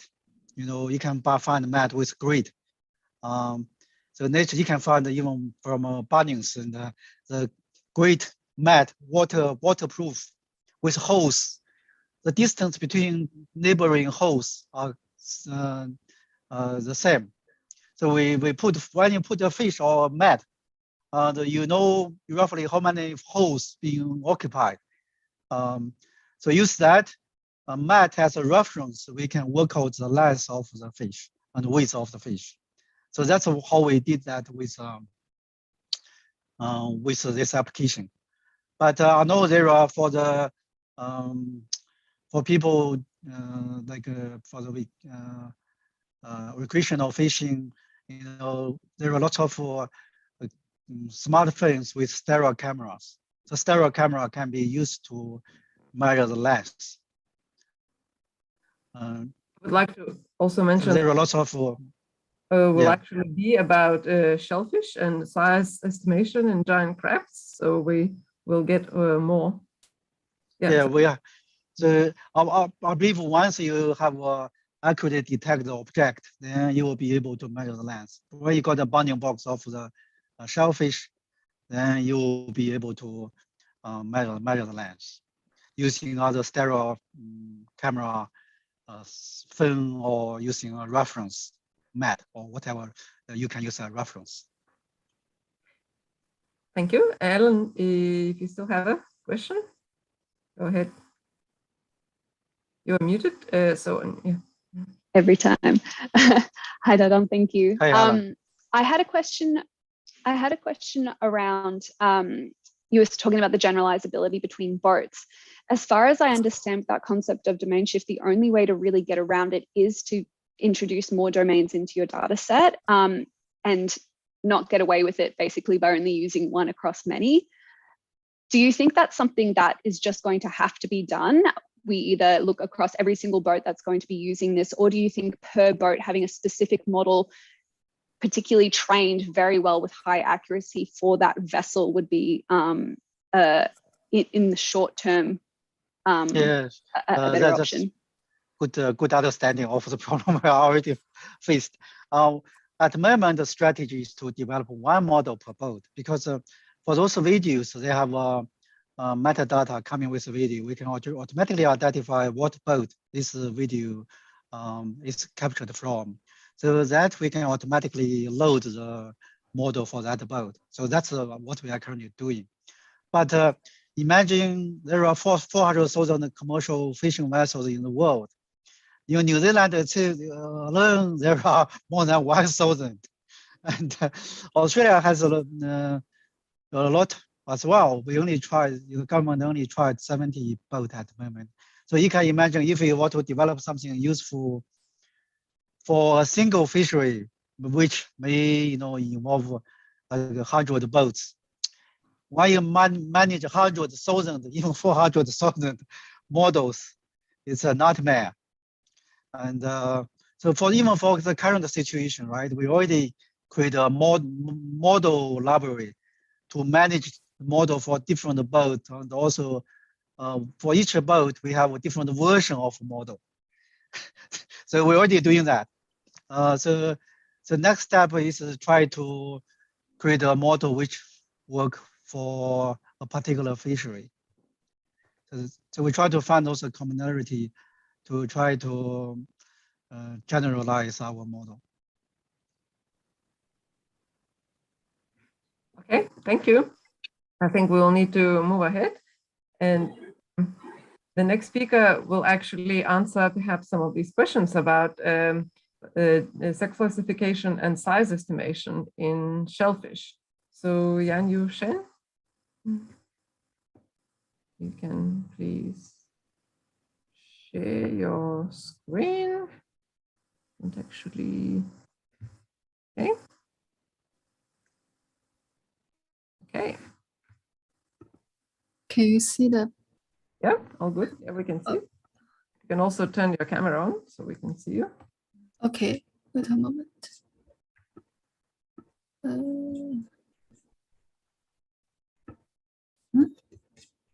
How can I open my camera?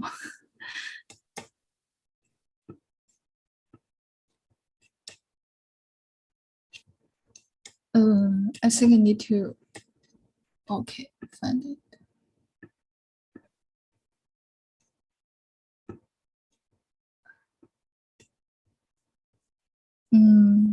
Hello, everyone.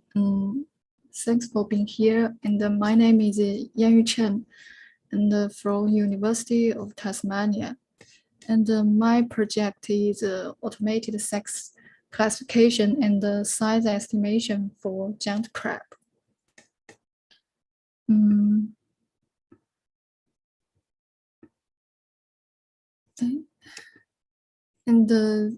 this presentation will consists of 5 aspects: background and platform and the AI models and the evaluation metrics and the performance. So let's begin with the background. Giant crab is a long-lived and slow-growth species living in the deep water habitats. It is found in West Australia and South Australia and Tasmania as a single stock. And the small fishery is developed in each jurisdiction, but with a high landed value. And moreover, giant crab are particularly vulnerable to overfishing and due to their longevity and the slow growth. So therefore, the law sets the size that can be fished based on the carapace length, and the minimal legal size is 115. So based on this, a system is need to collect data sets and classify sex and estimate the size. And then let's move to the platform.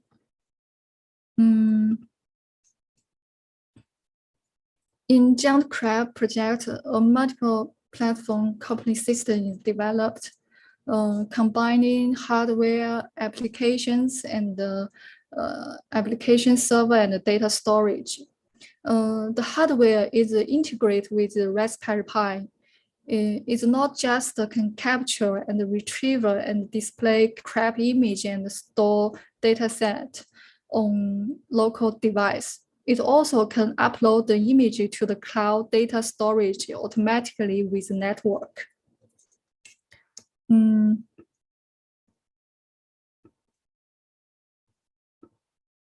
As the picture shows, the basic developed board is mainly composed of a camera module with Raspberry Pi and the laser sensor, LCD monitor, and a remote switch into a waterproof box as a whole package. And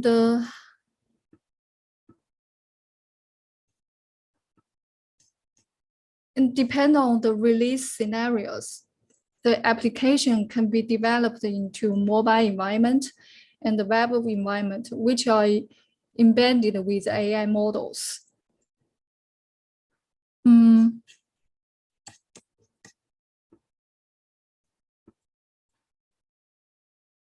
Mobile application allows user to directly take photos of crab and analyze the image on the device, and also can upload choose the image to cloud data storage to extend the data set. And the web applications, researcher can collaboratively work to manage and annotate images, upload through the hardware and mobile. And moreover, user can use the web application to retrain the model and analyze the images. You will get a result.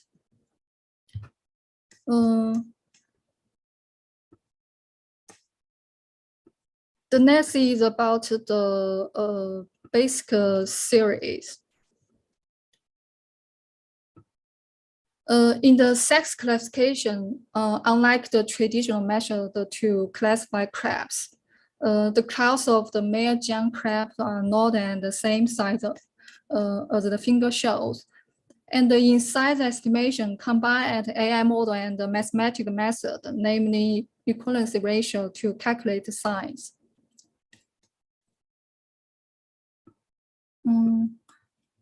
Moreover, in sex classification, it uses lightweight model and some classical model to train. And lightweight model is an efficient model for mobile and embedded device, and it's a smaller memory footprint. And in size estimation, based on the object detection, it is divided into 2-stage model and 1-stage model. 2-stage model use region proposal net, generates region proposals, then get final locations. 1-stage model gets final location without region proposals. Therefore, two-stage model accuracy normally better than one-stage model, but one-stage model is faster than two-stage model. Then some evaluation metrics are used for evaluating models. In sex classification, accuracy is how many predictions are correct in all samples. And the precision is how many predictions in the positive prediction samples are correct. And in size estimation, accuracy has the same meaning, but the true positive sample means absolute value which count the numbers of absolute value between prediction and the true value is less than the 8 millimeters. And the R square also used. It means its use mean as a datum error. Show the prediction error is greater or less than the datum error. If R square score is 1, it means the prediction value is the same as the ground truth. So much for the evaluative metric, and let's look at the performance. In sex classification, I just test these 3 models. They have the same accuracy, but the precision are different. So it means ResNet has a better precision. And in size estimation, two-stage models have the best performance. You can see the result we show on the image. And in the future, crystal crab datasets are collected to extend the dataset, and the equipment will install on the boat to collect more dataset. And new methods are used to improve the performance, and more model will embedded in the hardware, mobile, and server. So in conclusions, the multiple platform company systems combine hardware applications and the application servers and data storage are can build a marine data set. And the user can easily use hardware and mobile application and web application to implement sex classification and size estimation. And thanks for your listening. And have any questions?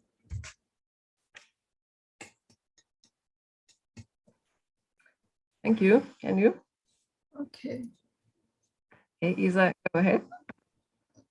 No. Yes, thanks so much, Chen, for that wonderful presentation. I really appreciate that you were talking about what I asked previously. And I really have interest because I am a shellfish expert. I've worked extensively on different crabs and as well on shrimps. So we are looking at automated or an aspect of exploring technologies like machine learning on identification and measurement, especially on the meristic and morphometric aspect of shellfish seafood resources. I would like to know, what is the, do you have some data, what is the precision rate of the measurement for crabs, for crab measurement? And do you think it is also possible to do some measurement, especially with their appendages, with their claws and the rest? Is it possible to explore this technology for that? And lastly, we are looking for collaboration on a similar project we are working on in Africa. And we'll be glad to see if we can collaborate on this. Yeah, thank you. Sorry. Sorry, would you mind to repeat? So what was the first question? What was the precision? I think, so the precision of the size classification, you mean, is that? You ask the precision means evaluation metrics? Yes. Precision is based on the sex classification. It means how many predictions in the positive prediction samples are correct. Yes. Yeah. Precision. I mean precisions. Yeah. What's the precision? Precision? We're correct in terms of the percentage of the accuracy.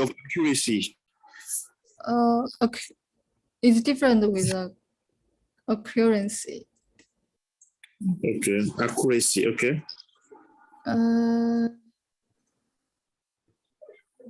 I can share the screen again.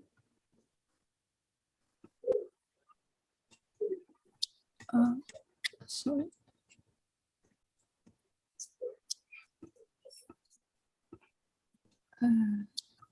Wait a moment.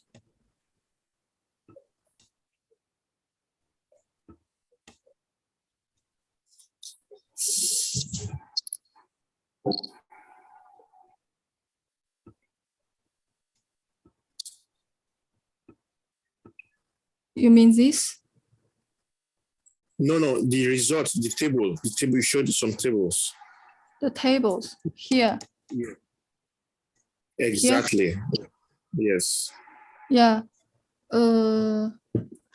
Because normally in the sex classification, there's 4 final results is the true positive and true negative and the false true positive and the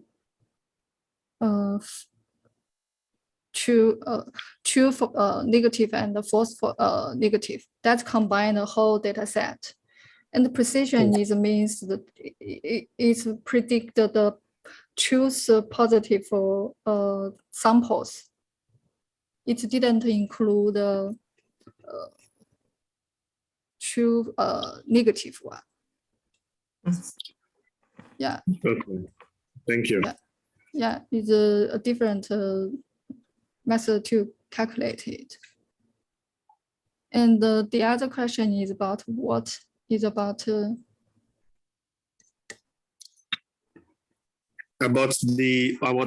measurement of the claws of the crabs, the claws, the appendages. Yeah, the claws. Yeah. So did you do them? Claws of the. Yeah, like the the hands. Claws. The hand, the pedal, the hands, and other parts. You mean in the sex classification, I use the claws, right? Yeah, I use the claws to classify. I didn't use the abdomen. Okay, I mean, we are talking about, were you able to explore measuring the hand of the crabs, the hand and the appendages? Did you try to? So the question is whether you could measure it. Is that correct? The size of it. Exactly. Yes. Yeah. How big is the claw? Or whether when you did the size measurement. Okay, I will show it again.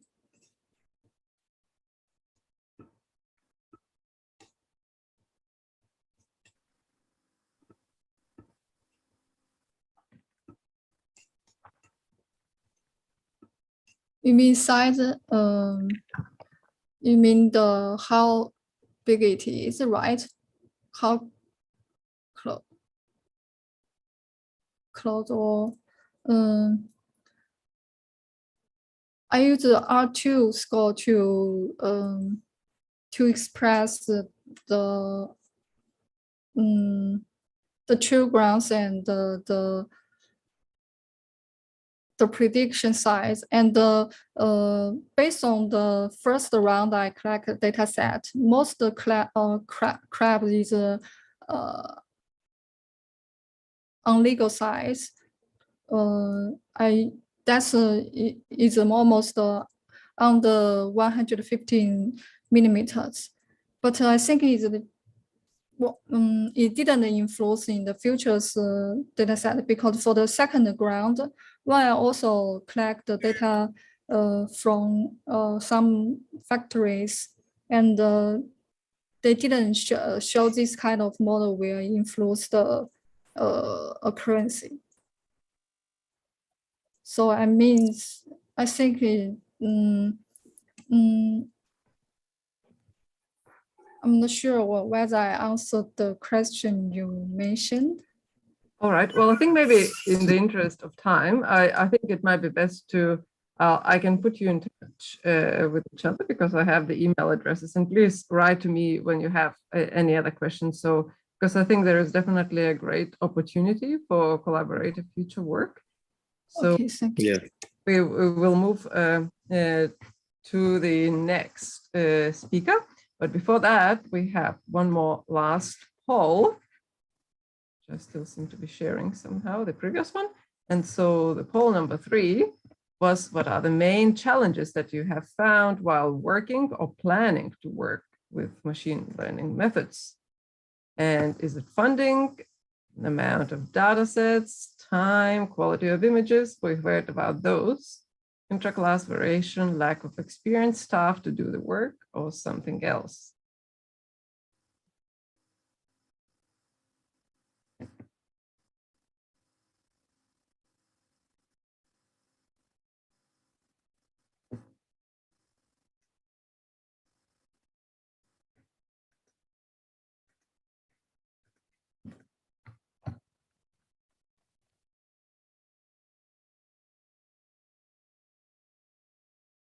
Right, a few more seconds for everyone to finish.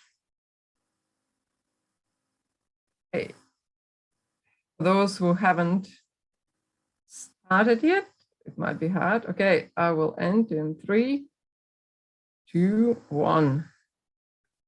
Okay, so to share the results, seems that the data sets to train algorithms still is a challenge, despite there being so many, but of course having them annotated and so on, lack of time, quality of images, one.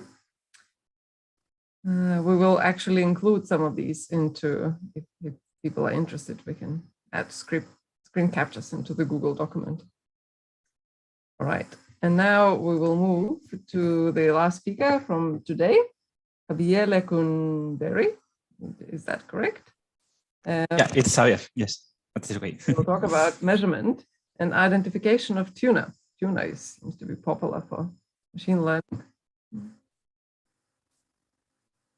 So, hello, my name is Xabier Lekunberri, and I'm a computer scientist currently doing my PhD on AZTI.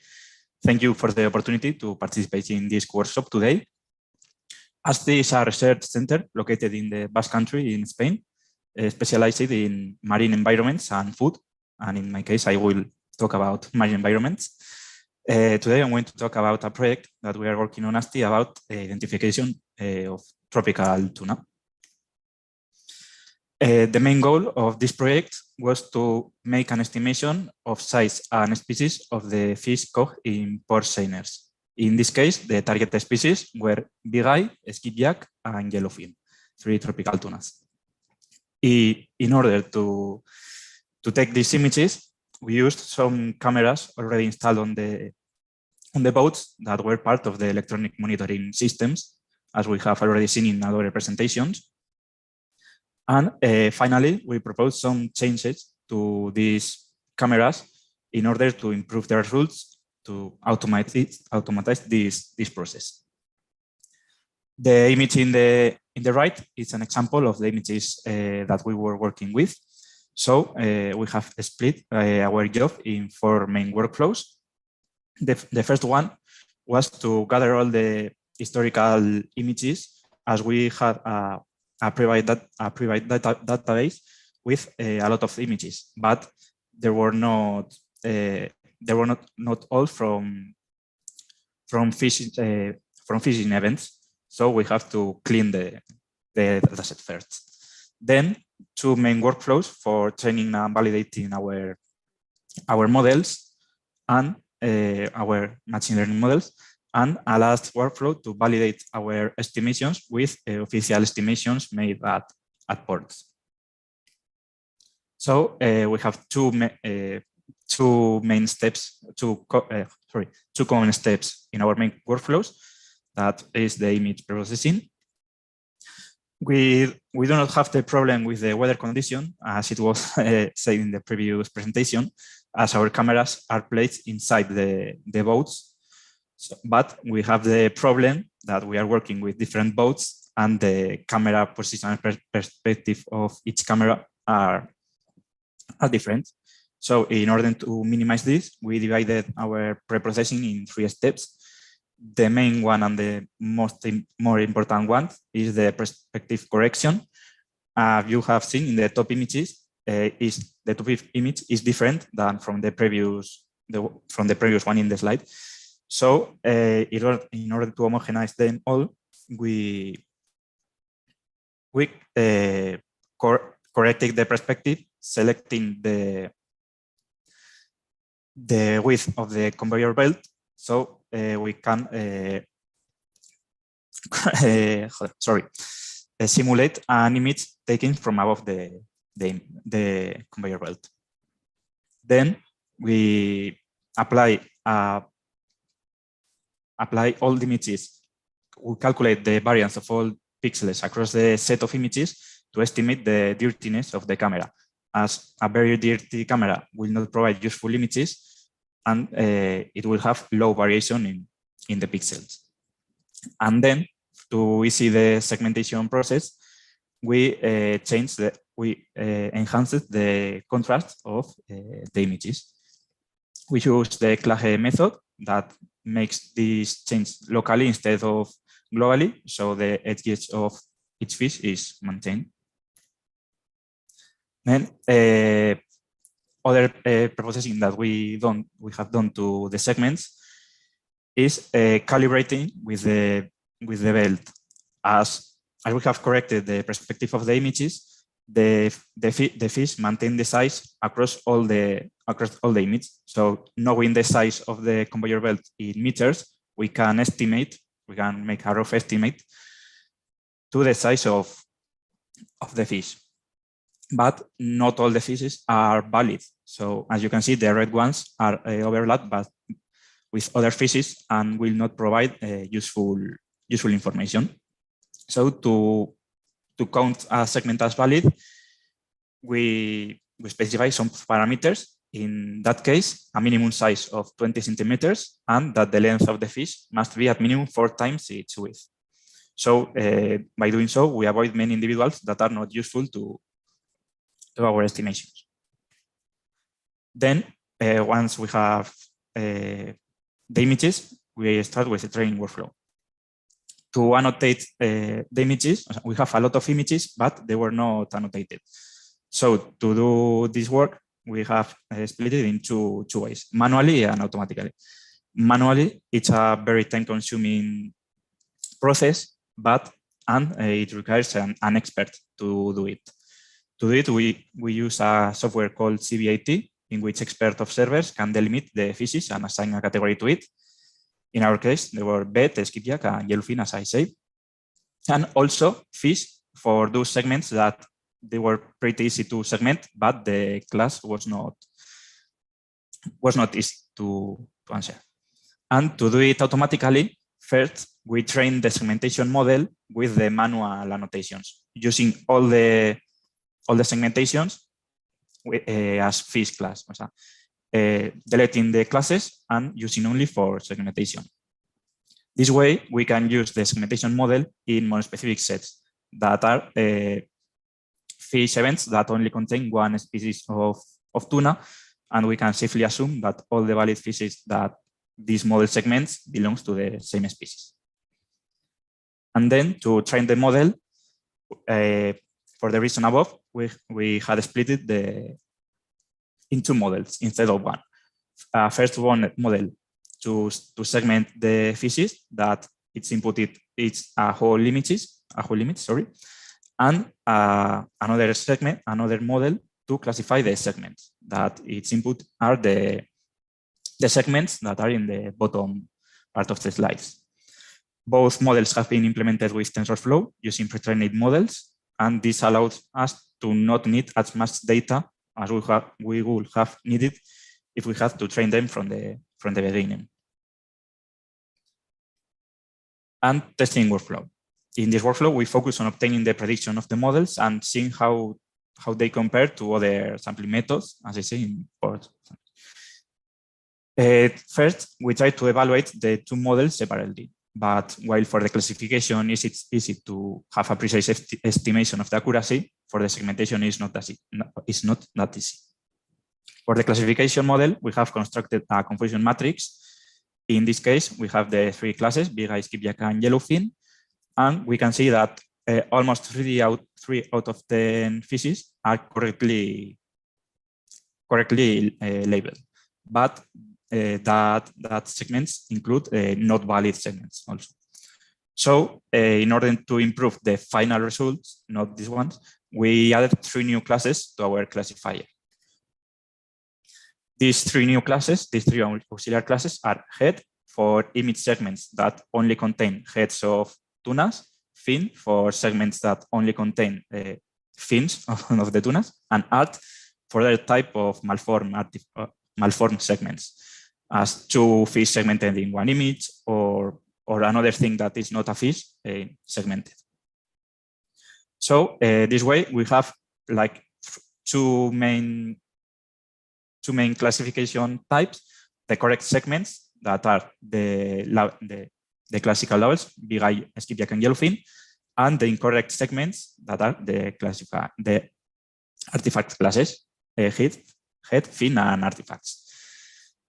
In this case, we can see that a lot of fishes, the overall precision is worse, but a lot of fishes have moved to the artifact class, but we don't care as much of losing some fishes as not retaining bad segments. And with this approach, we could eliminate almost all the bad segments.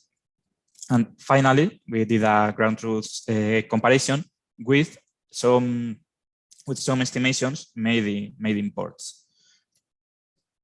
In this case, we have we made the comparison with 4 sets that were sampled also in port, and we have the data to compare to. The first 2 are yellowfin monospecific sets, which are fished to free schooling, and the other 2 are mixed sets fished to floating objects. The free schooling ones have been very useful as they allow us to increase the training set exponentially and very easily, but the results are not as good as the other ones. We can see that the size that we predict, that is the red color, are considerably lower than the real ones, and we think that this is as the yellow, in this case, these yellowfins were very big and they were very occluded between them. So it was not very probable that they were that all the fish was visible to the camera.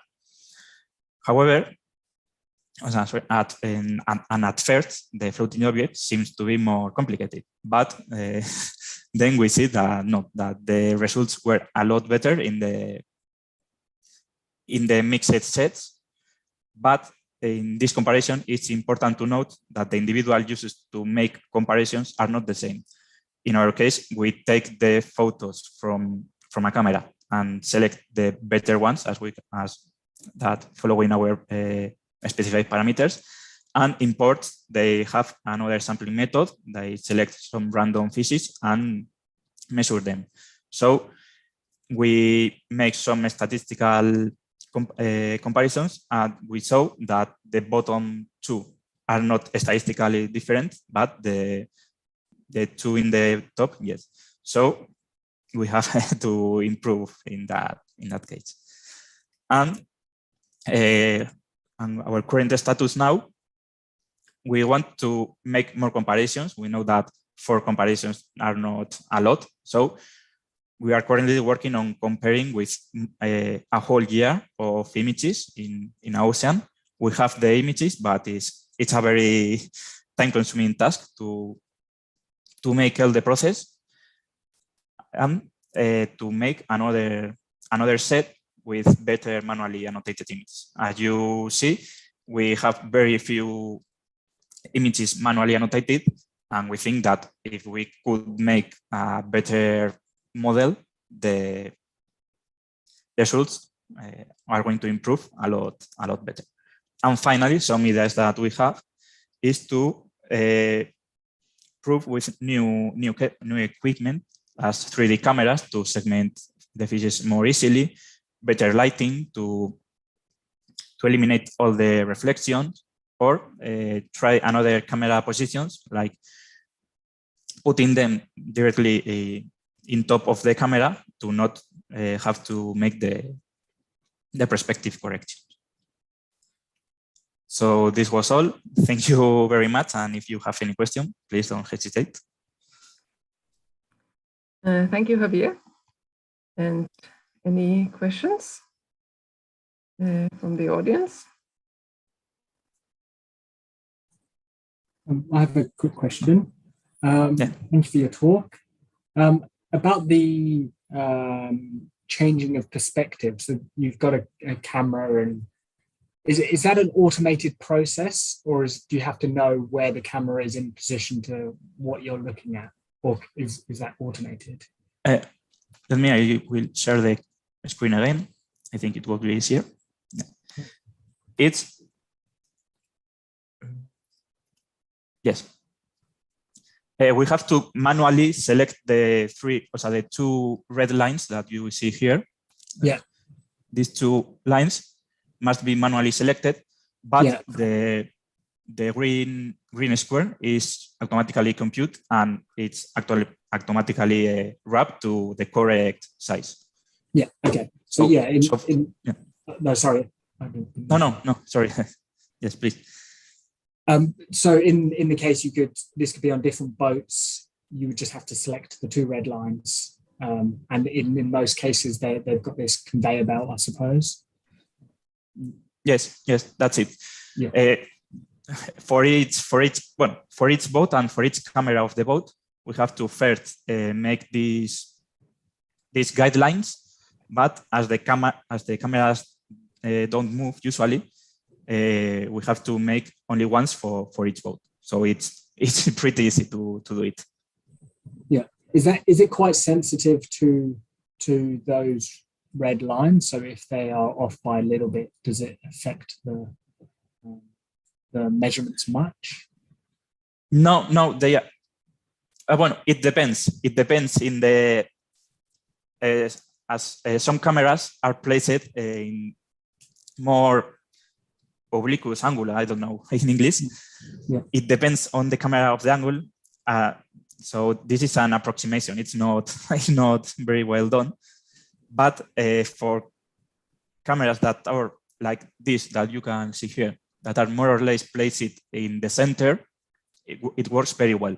But if we start to lose some conveyor belt, it's occluded by the metallic frames, we have problems there.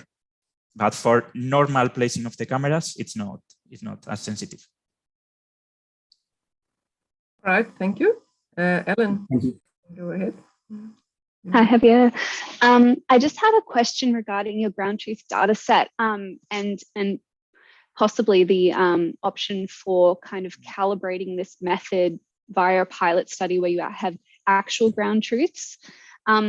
Is just looking at those sample sizes, of course, you're not going to have the same fish from port and things like that. So that's a challenge. But also some of those sample sizes are really quite small to infer anything, I would think, coming from like a computer vision point of view for the true evaluation. Can you have this method? It would just seem that it would really, really stick as, yes, this is possible if you have the true ground truth. Is it possible, or have you done that in a pilot study to show the effectiveness of this method? No, we don't have the ground truth as manually done in all the images, as there are a lot of images and it's very hard to do, but it can be an interesting work to do. I don't know if I answer your question. Yeah, I know we do just like a lot of ground truthing things just on our lab floor. I was just wondering anything like that. No, for some images we had, but no, not for these 4 sets in this case.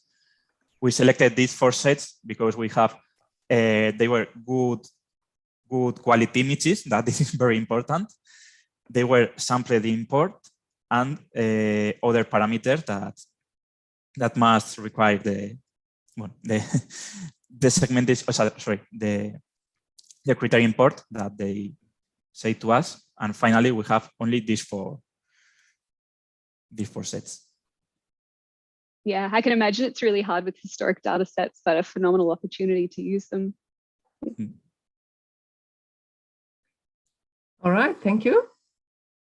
And thanks for everyone for staying a little bit longer than we originally planned, but I didn't want to shorten all the discussions because the whole idea of the workshop is that we discuss and ask questions. And so I hope that's not the end, that this was just a great opportunity to meet each other and to know what people are doing from really all around the world. So that's exciting. And stay in touch. Please join the Google group and contact me if you have other questions, if you want to get in touch with other researchers. And I will hope to see you around. Maybe one day we can have an in-person workshop and go for beer at the moment. Oh. All right, bye. Thank you, Asta. Thank you so Thank much you. for Bye. organizing. Thank you. Bye-bye. Bye.